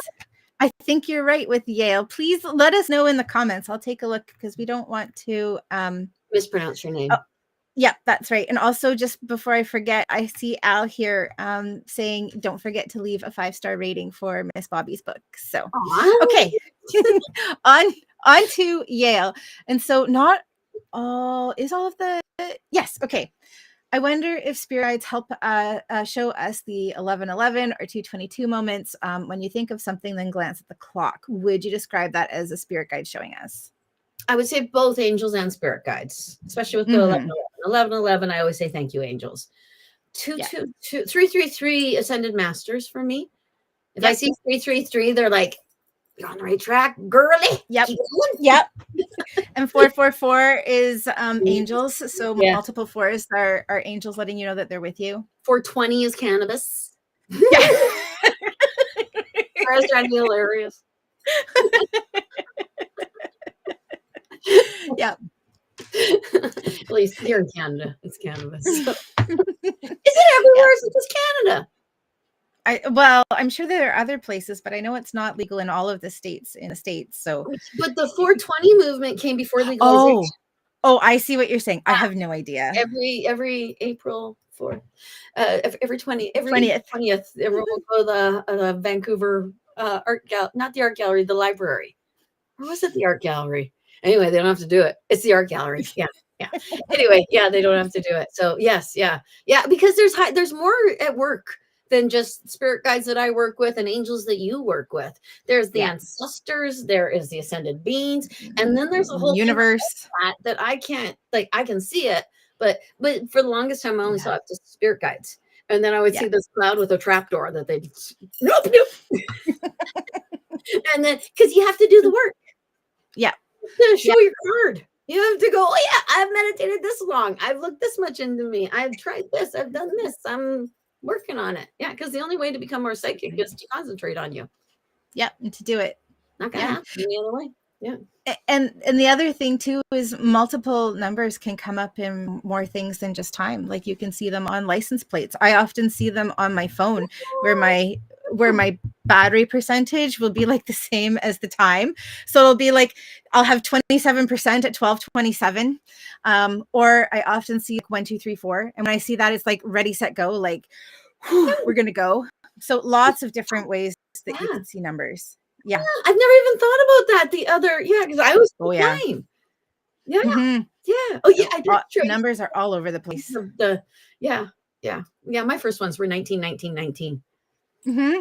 19s, 16, 19s. And I did my first psychic show, John Sherville's in Country Club Mall, and we had table 19.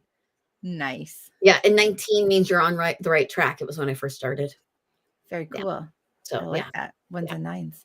Oof. Okay, we skipped people to go to Yale, so sorry. Yeah, okay, all right, so where are we going next? Okie dokie, let me find us. Okay, there's Pendulum, there's Gina. Hi, beautiful ladies. Thanks, lovely ladies. What are the differences between angel and spirit guides? We did this. It's interesting you talk about psychic stuff. When I think of him, he messages me. Yes. Yeah. Connected in some way, so I appreciate any insight, and I missed that part. Of about not the specific readings. Yeah. So it's totally okay. I know exactly who this is too, so it's totally okay. We understand. And they're good vibes. So. They are good vibes. But also I wanted to say you can have that really strong, powerful connection with people who you know you need to let go of from your life as well. Because I had a former partner who would come up as soon as I started to release him and let him go, immediately something would pull him back, would draw him back in, whether it was like a sign that I was seeing outside of myself or he was actually reaching out to me.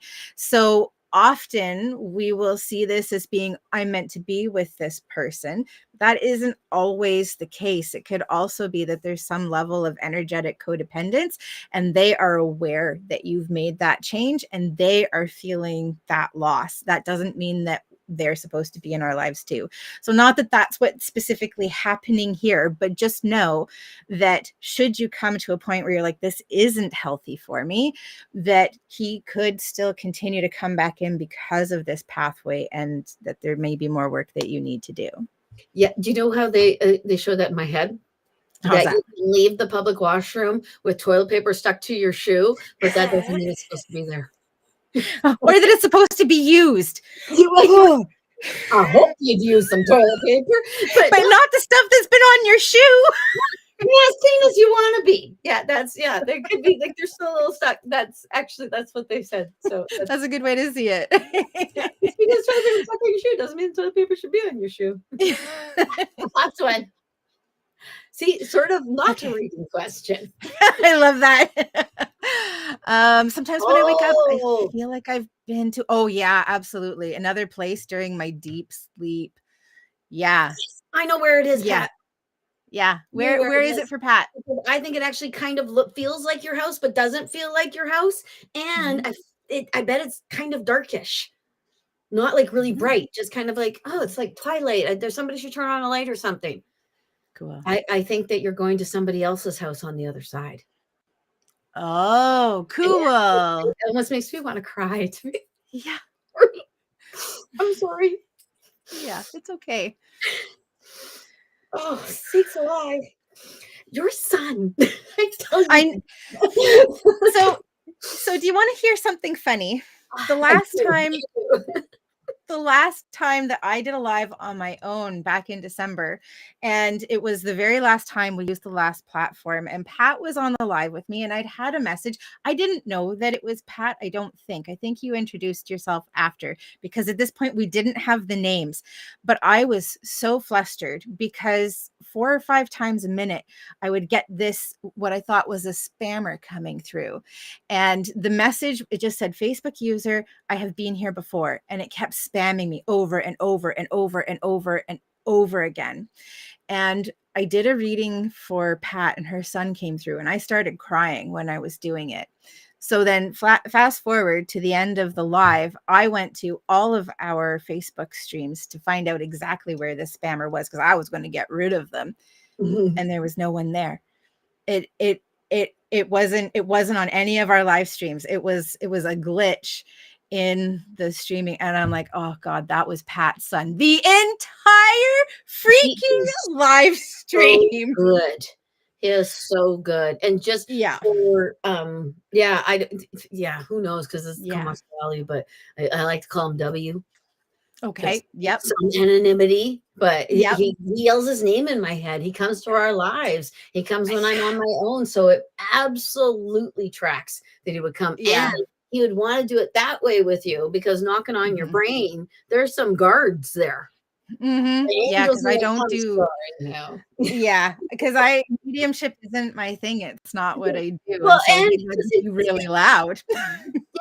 It's not like it's lower level, but it almost is. I mean, you're dealing with humans.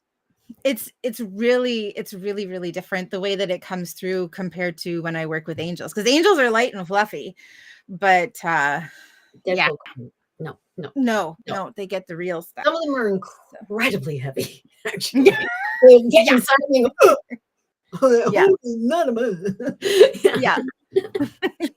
And rude. Some of them are rude. That's what I just heard.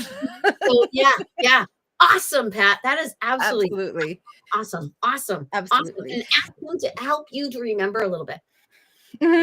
Just so you're aware of what's going on, and maybe don't share with other folks around you, possibly the person you're friends with, because you need to actually allow it to grow and know and do all that sort of stuff. That's one of the things. You can get shut down so easily by someone going, you're crazy. Yeah. And then all of a sudden your conscious mind gets in there and goes, oh, I might be crazy. These things don't exist.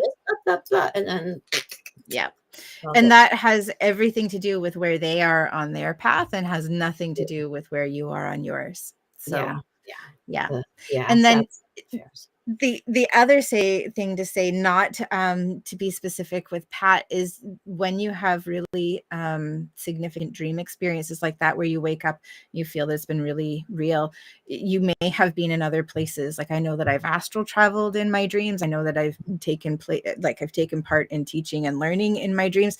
There's so much that can happen, and it's just because your subconscious is fully and completely active and your conscious is asleep. So there's a lot that can happen during that time.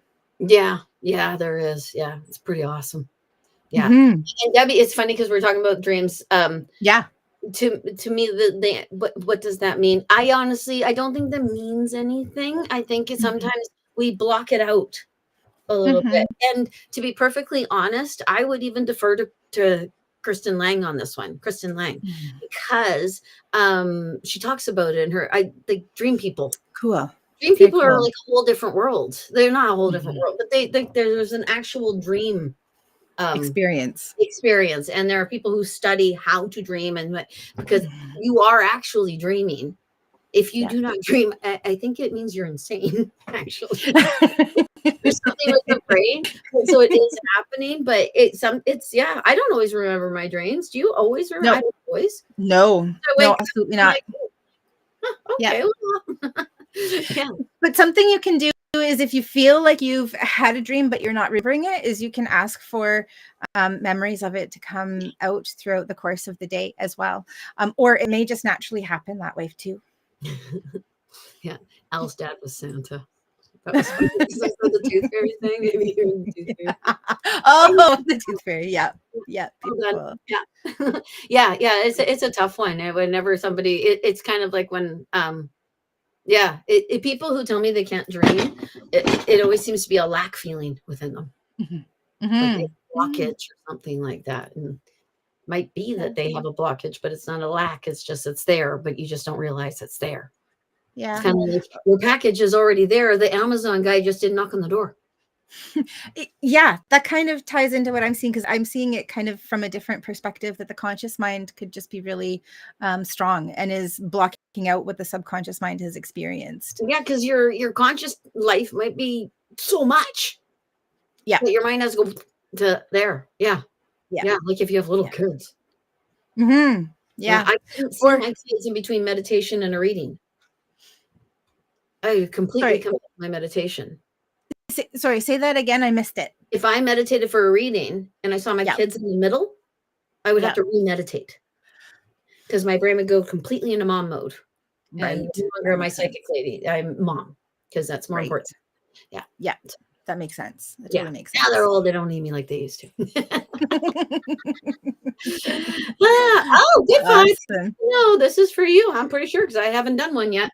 Yeah, no, I know that. I know who this is. Yeah, I'm trying to plan the schedule for spring. Know that it is on my mind to have intuitive development classes again, and I'm thinking about possibly bringing psychic play group back again as well. I just need to find space to do it. So psychic play group was something that I would host every second week, and we would come together for 2 hours and we would do different sorts of psychic practicing things, learning and experiencing different psychic tools, and it was a lot of fun. So it is on my mind. It is in the works. I'm just not exactly sure when it's going to happen, but I'm hoping for a class in the spring, as well as I've got some Reiki classes in the spring and then in the fall as well.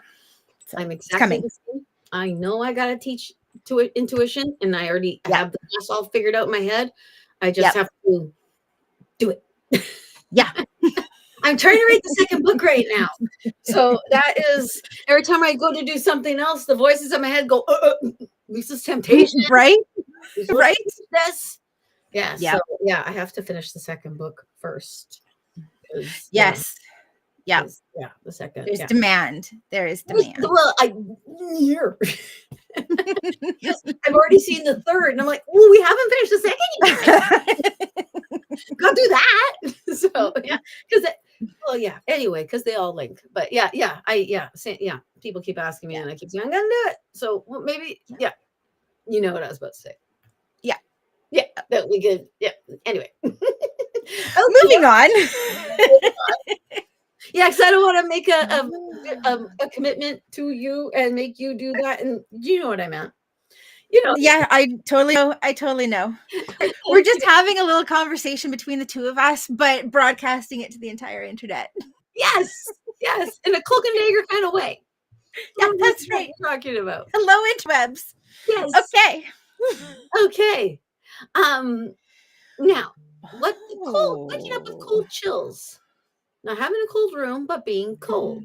But being cold. That's really interesting. I know. I okay, good. Yeah, you hop in. Yeah, you might have an earthbound spirit in your house. Oh, that makes sense. And they may be spooning you.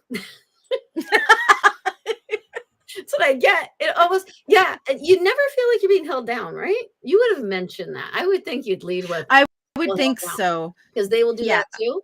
I've had that one. And I've had a few people have that one where you're like, oh, wow, something. Not letting you move. Yeah. Yeah. I have. Yeah. No, that's what I do. Get out. You don't even deal with those things. You just flat out, no, get out. You're dealing with a toddler.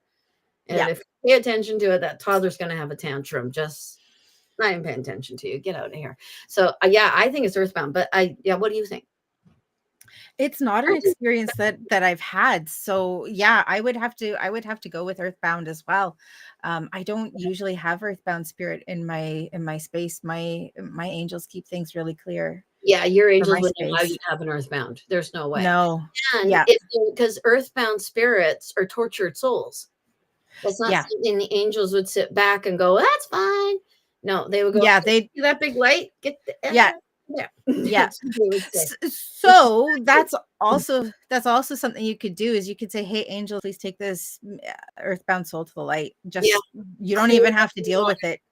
Yeah, you might even also have rested souls that you can ask to help to and pay attention if there's a smell. I'm supposed to say that too. Ghosts stink. They smell like rotten because they are a little bit. Right. Yeah. Yeah. You don't need to be here, guys. Yeah. No. Yeah. Even the really, really old ones can be sent up the escalator. That's what I do. I visualize an escalator and I put them on the escalator. So I just heard the meat suit. Is that because the meat suit is still somewhat attached to the soul that's rotted? Yeah. Well, maybe that's just too literal. The meat suit belongs here.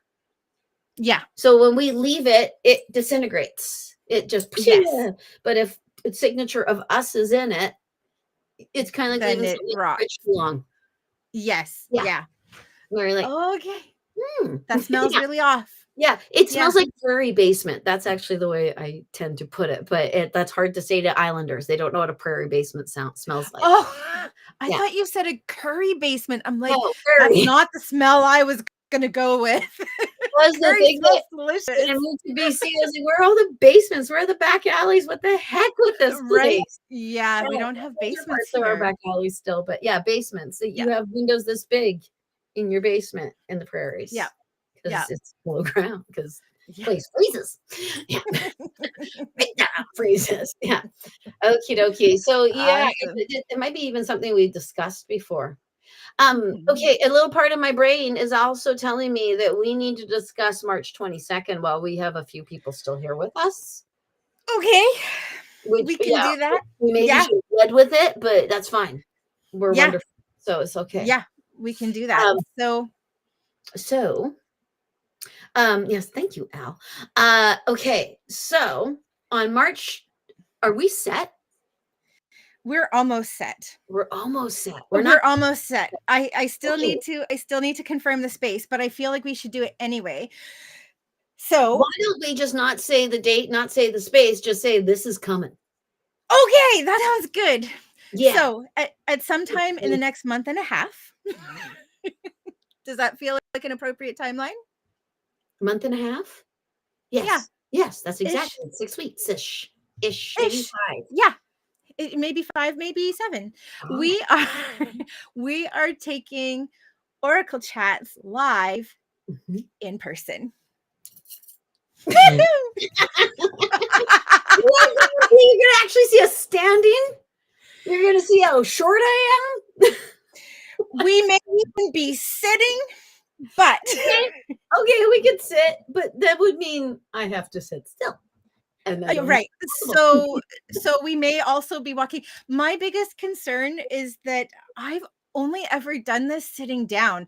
What if I forget how to use my feet and I end up falling off the stage? This is my concern. Anyway, concerns aside, we will either be standing or sitting. I wasn't sure that you just said concern, but trust me, if I see you veering towards the edge of the stage or the footlights, I will grab you. I won't let you fall. Maybe I just need a row of people right up front to just kind of push me back. You have to volunteer to be the front row to catch Erin. Right. Yes, right. Half price ticket if you want to be in the front row. Well, then you can crowd Erin. They can just move you all around. Yeah. Oh my God. Yeah. So anyway, we are going to have an in-person gallery readings. Yeah. We're gonna be doing readings. You come with a reading question in your brain. Yep. Or come just to what we're going to be doing, pretty much what we're doing here. We're going to be talking about psychic stuff. We're going to be answering questions. We're going to be falling off stages, dancing around. Yes. Well, we're hoping that we're not going to fall off the stage. That's the hope. But we had one volunteer for holding the microphone for us. Oh, have we? Good. One of my clients, lovely woman, has volunteered. Amazing. She said, "Oh, I'm there." It's her way of I'm there. Yeah, dang it. Yeah, this is happening for me. Yeah, so amazing. Yeah, awesome. So we'll actually all be in the same room. Yeah, we'll be in the same room. So we'll have more information as we firm up our details, but we're both incredibly excited to do this, to connect with you guys in person. We would love to do that, to see you, to hear you. I heard to smell you. I don't think we're going to get that close, but we're going to see you in person. We might still be able to smell them. It might be a lovely smell. I would hope. Yeah. Yeah. Yes. Yeah. Yes. So, yeah. Okay. Yeah. So we'll have more information about that. We're going to keep, as soon as we know 100% where and when. You will know. Yep. You will know. We're pretty dang sure where and when, though. Yes. Yes. And I feel like we could say, keep your evening open. On Saturday, March the 22nd, 2025. Yeah, you could say that. Yeah. Because that's probably a good day to be available. That's what we're shooting for. Yeah. And we'll be in the Comox Valley. We will be in the Comox Valley. This will be the first one. This is the first. This is the first one. Many. Yes, we're going on a tour. We're going on a tour. If you want a haul, let us know. Now, I don't know. Yale has answered, yes, my odometer. I'm not even sure what that means. Oh, yes, because Yale was asking about numbers. And yes, the odometer is another place that I see them too. So yeah, pay attention. Numbers are everywhere. I see. Well, Debbie saw 444 while we were talking about angels and spirit guides. Oh, amazing. Amazing. Yeah. Is that what time it is? Oh no, it's 5:18. Sakes alive. 5:18. Okay, so hold on a second. Before we go to any other questions, I think that we should do the Choose Your Adventure crystal reading. Yeah. Awesome. Okay, so if you haven't done, if you're like Bobbi and you haven't experienced the Choose Your Adventure crystal reading yet, I was wondering how people this is Bobbi's first time, but I've done this, so I know what we're doing. So I rarely know what we're doing. I hope I do. So what we'll ask you to do is think about a question, and if my snazzy dazzy technical powers are with me, use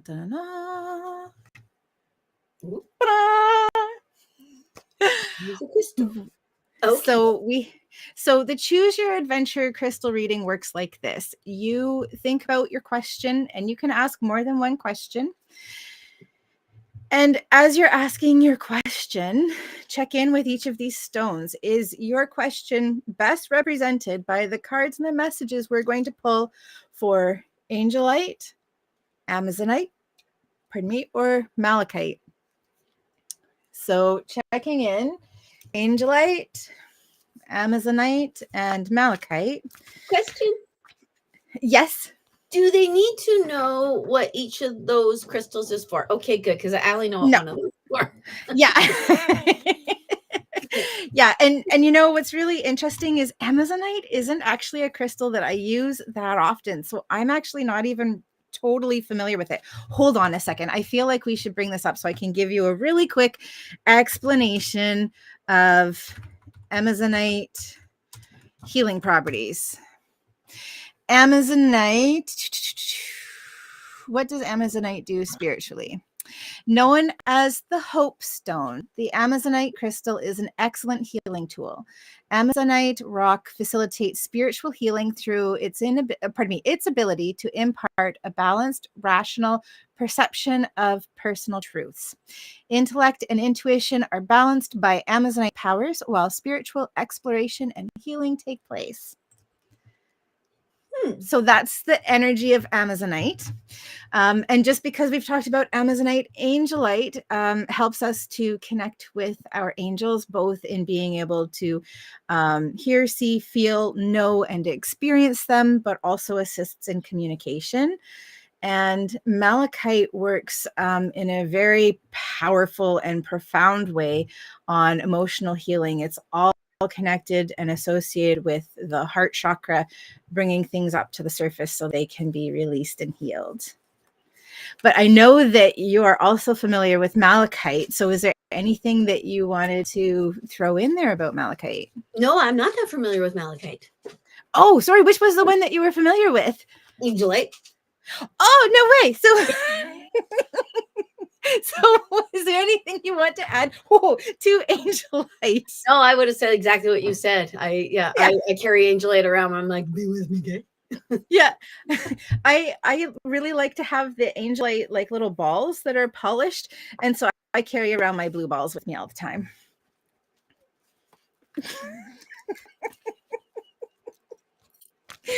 All right. Sorry, I'm laughing. I can't believe I said that. I said that out loud. Bobbi. So we're going to keep going. So the way that I do this is what I'll do is I'll connect with each one of the crystals. I'll pull a card for each one of the crystals, and then we do the reading for the crystal. Does that make sense? It does. It absolutely does. And I apologize for the yawning that's happening. It's just, it's been a full day for Miss Bobbi for sure. Yeah. Okay, so I've got my angelite, my amazonite, and I've got my malachite card here. Are you ready? I am ready. Okay, so if the crystal that you've chosen is angelite, the card that I've pulled for you is clairaudience. This is Archangel Zadkiel.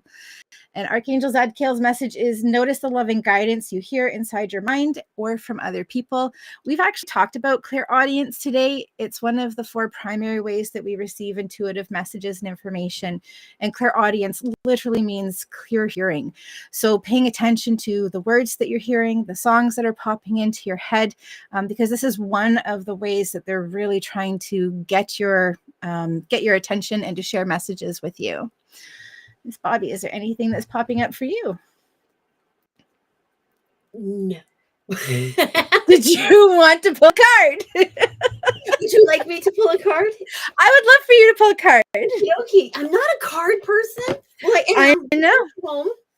And that's so obvious because I have the first 20 I ever made in this deck. I love that. From the olden days, antique 20. Do they even accept these anymore? I don't know. I was just going to say it's probably worth more than the $20. Oh, I wonder. Might be. You never know. It's part of my hoarder energy, so that's not great. Okay.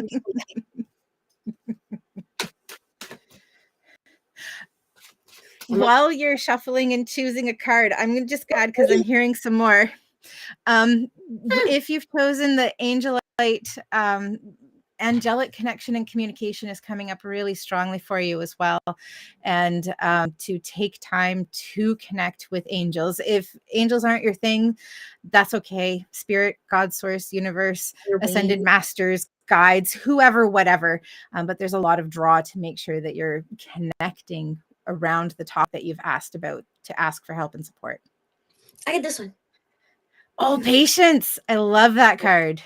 Which makes a lot of sense with the whole angel situation. Mm-hmm. Like, just be patient. They will come. They will give you their messages, things like that. Yeah. Don't push too hard. This one, no, I think this one just popped in with it because it's Celeste, happy movement to a new home.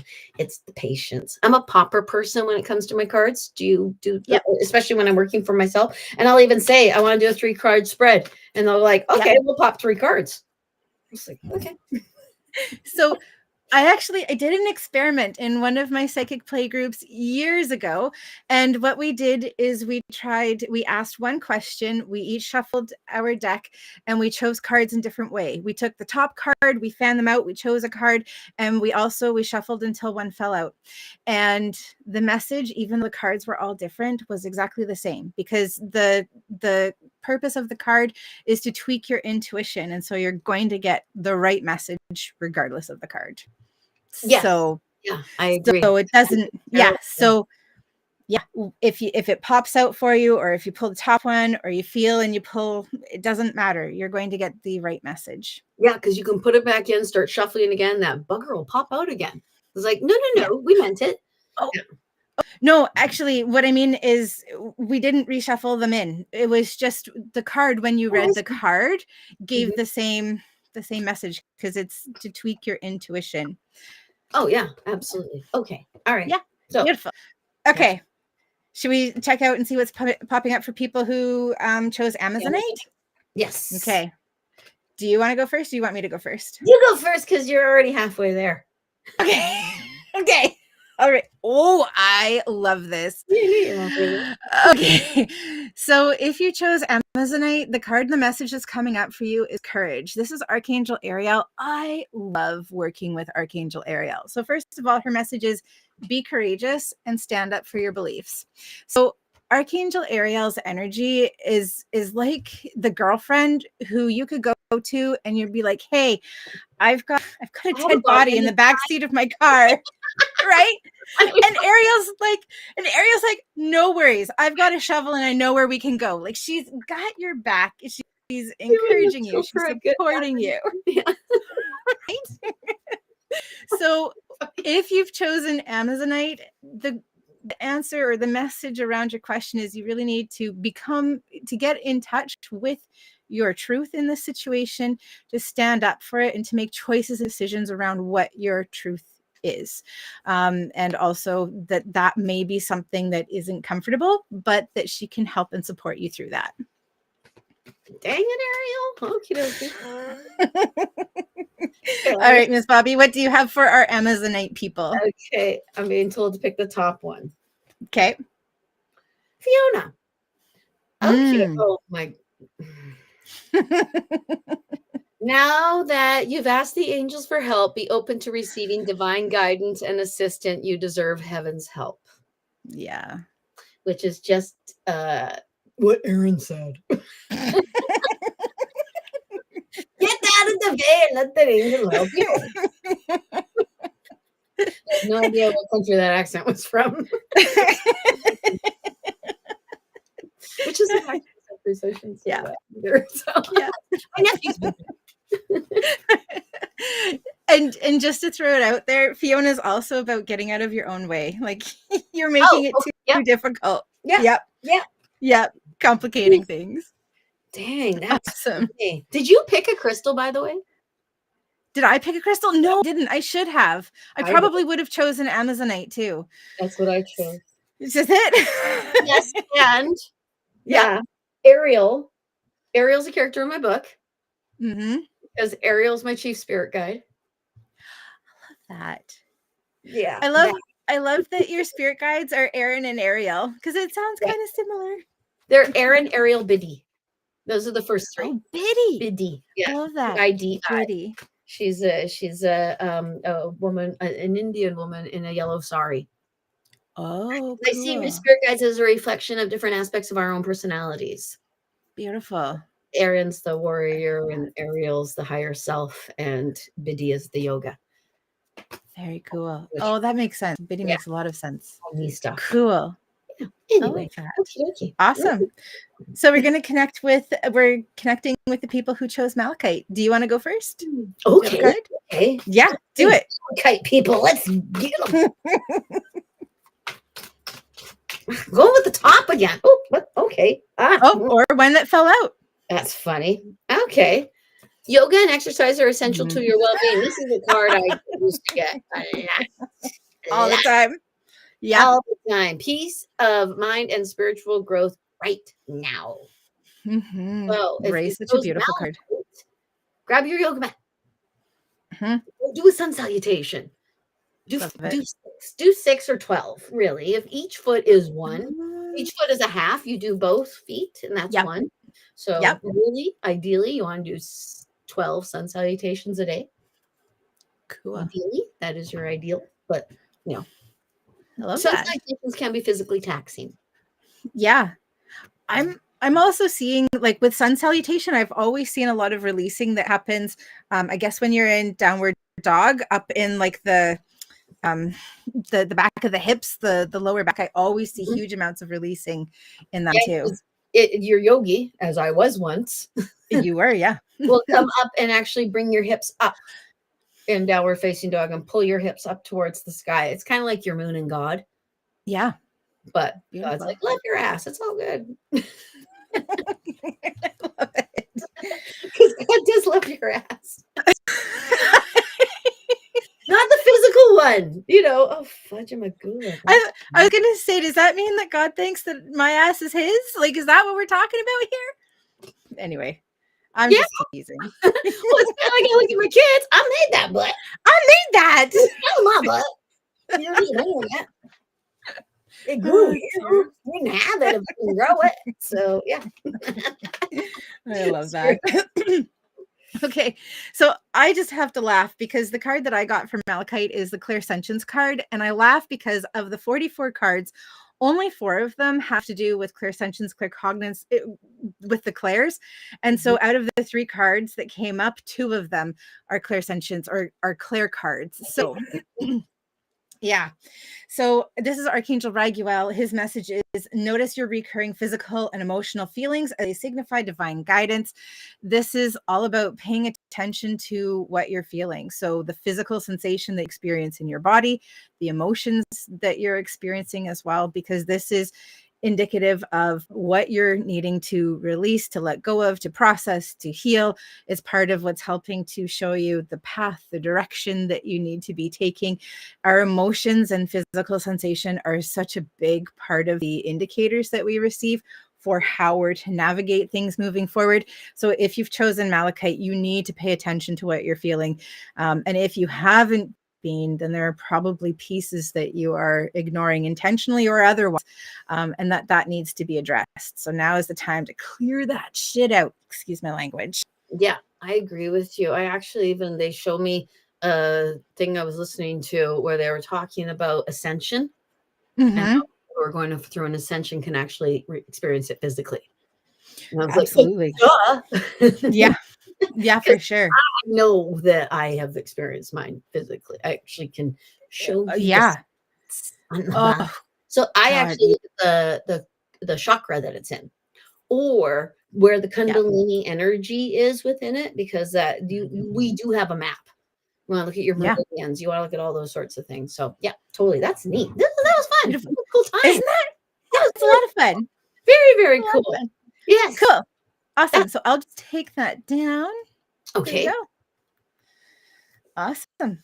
Okay. So can I answer a question? I don't know if this person's still here, but I don't want to leave them hanging. Okay, absolutely. Readings today. But this person, they've attracted my attention, and I can't stop looking at that question. Okay. Okie dokie. You don't need me. You don't need us. Mm-hmm. You do it. Which sounds so stupid. And I'm sorry. But if you want to hear from her, it's like my dad. My dad didn't know how to speak to me until I told him how to speak to me.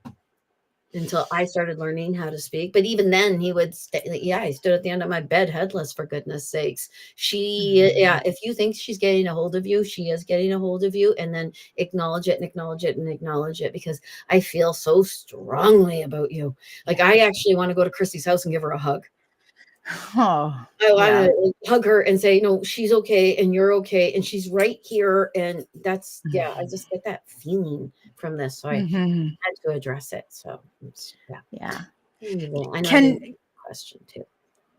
Can I also just add that inviting them to sit and to talk can also be part of it, too, like just like recognizing that they're there, but also letting them know that it's okay to talk, and potentially carving out time and space where that would be appropriate. So I don't know, like maybe sitting down and having a cup of tea with the intention that this is time and space that she can come through, that you can have conversation with her, can help to make it easier. That's a good idea. That can, only because of the height of the loss, can become confusing. I have even said to my dad, "Are you actually here?" And then he has gotten mad at me. But yeah, because you can. I thought you were going to say. I knew you would say. I knew you'd be there. I knew you'd do this. So tell your mom, step it up, woman. Say it like that. And no, you have things with your mommy that nobody else has. So just you think possibly, it probably is, and just go with it. But I love that idea. I'm gonna sit down. I'm gonna have a cup of tea. You can sit here. Because I do have a person on the other side I could absolutely do that with. I can say, Annie Patty, I'm gonna get out my tarot cards. I'm gonna get out some tea. Come and sit with me. Yep. And beautiful. Yeah.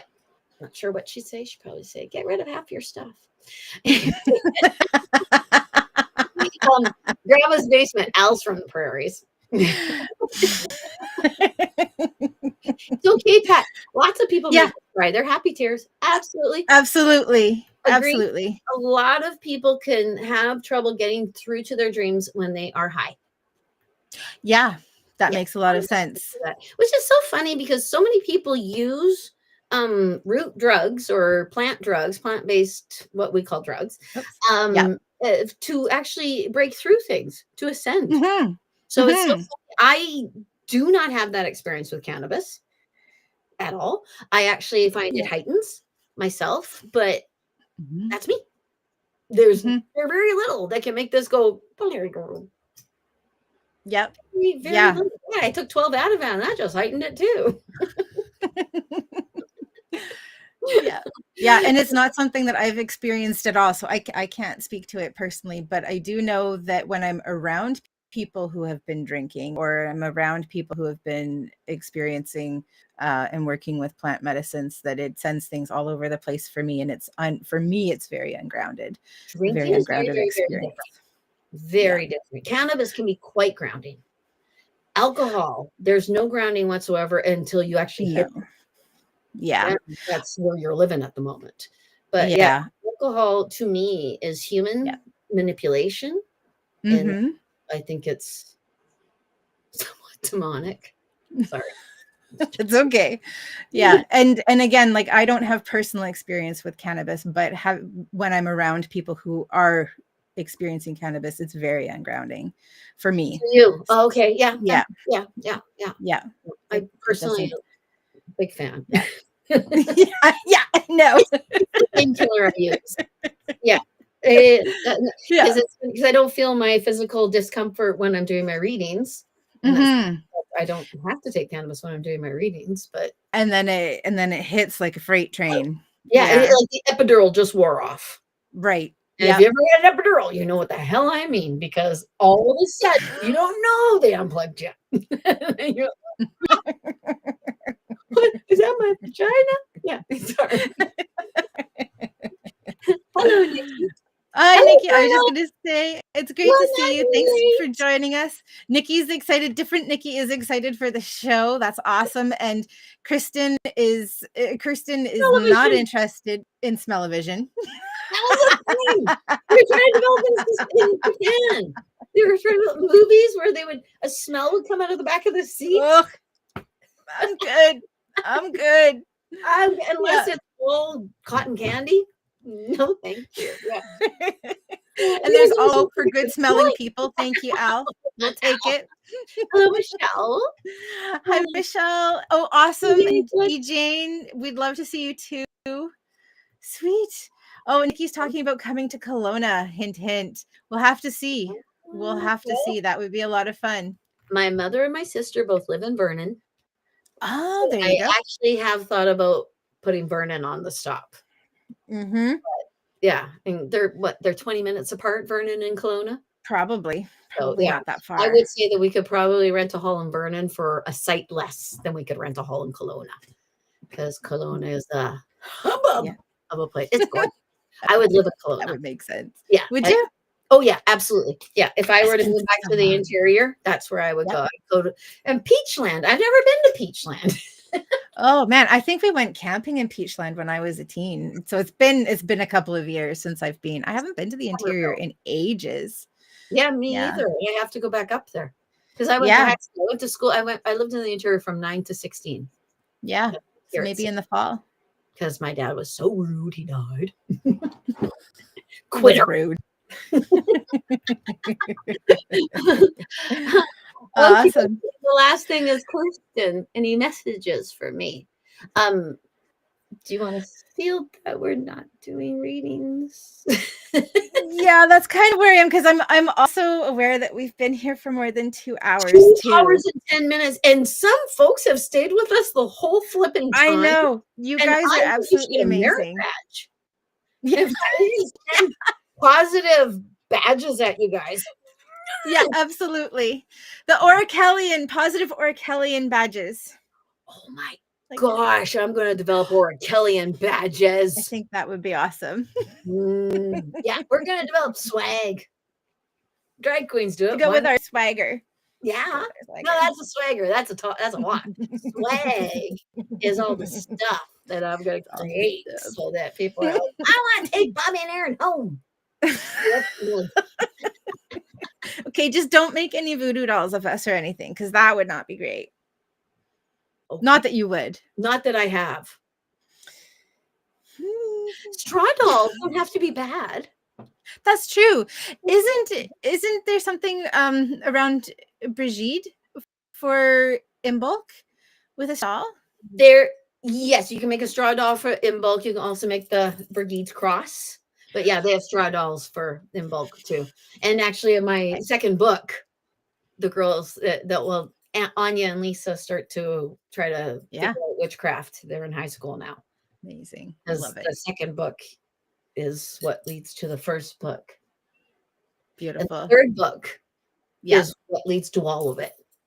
Amazing. And then the fourth book, because there's I have 7 books in my head. I'm getting top-heavy. So I gotta come out there. But yeah, I'm a jabbering monkey. That's what I feel like. Which feels like it's even more reason. Before I say something, I'll regret. I've done it. I have said things that should have been private, Bobbi. Okay. Awesome. Oh, okay. So hold on a second. I feel like I want to do a check-in. Are there any things that we want to make sure that we share before we sign off today? Okay. First thing comes to my mind. It's going to sound so cheesy, and I apologize. We love you. I mean it. Yes. True, but it does sound a little cheesy. I think you need to know that I love you. But yeah, it's true. Appreciate the living heck out of all of yous. And March 22nd. Yes. Put a big absolutely. Just put a big circle on it. Yeah. Because there's some fun stuff happening that night. Like I think you should have put a circle around it. Absolutely. Yes. Absolutely.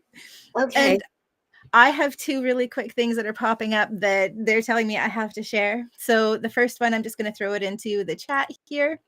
I have my monthly News for the Soul radio show happening this Tuesday. My monthly I know, right? I know.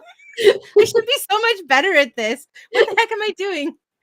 This Tuesday at 2 p.m. Pacific, which is 5 p.m. Eastern. I'll have my Heavenly Messenger News for the Soul radio show. Last month, we didn't have a lot of people calling in. There were a variety of things that were happening. And so we went to the emails for questions, because what I do is I do live readings on the show. So if you have a question and you aren't able to make it live, or you're not able to call in, then hop over to my website, heavenlymessenger.com. I've put it in the comments there. So you can just click there and just send me in your question. Scroll down the page. There's a spot where you can put it in. It talks about News for the Soul right there. So just let me know what your question is. And then the last thing that I have is, hold on. Oh yeah, I couldn't remember my website. Silly Erin.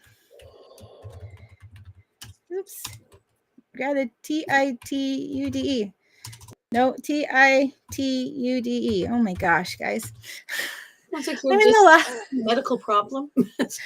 It's such an issue. Every year for the season, the end of the holiday season, I send out season's blessings cards, and in there's a 20% off coupon for readings booked between December and January. But because of the postal strike, I've extended that to February the 14th. So if you've been thinking about getting a reading, you can get 20% off at the link that I just shared. It's bookingwitherin.com/gratitude. And also gift certificates for readings are also available there at 20% off. And they're good for phone, Skype, and Zoom appointments only throughout the rest of the year. So if you know that you want a reading, but you're not ready yet, that's a way to do it. Awesome. So they can book for like April, but if they book in this week, then they get the 20% off even in April. So it's on the calendar. You can only book a reading until next Friday, but you can grab a gift certificate that's 20% off that you can use at a later date. So you can use the gift certificate, because I had to put a limit on it. Otherwise it would just keep going. So grab a gift certificate. Oh, I'm sorry. I'm sorry. It's okay. Awesome. That is okay. Oxygen in my brain canal. And your brain is saying, I'm done. I'm done. Yeah. So done. I just said I have a brain canal. Yeah. Alrighty. Shall we thank all of our amazing Orachellians for joining us today? Yes. Thank you so much, all of you amazing Orachellians. I hope that you have, we hope that you have an amazing week and nothing but magical things happen to you. Absolutely. Yeah, the fairy this week. Amazing. Really cute. Oh, it is bugs. Okay. You ready? Namaste. Hey. Sorry for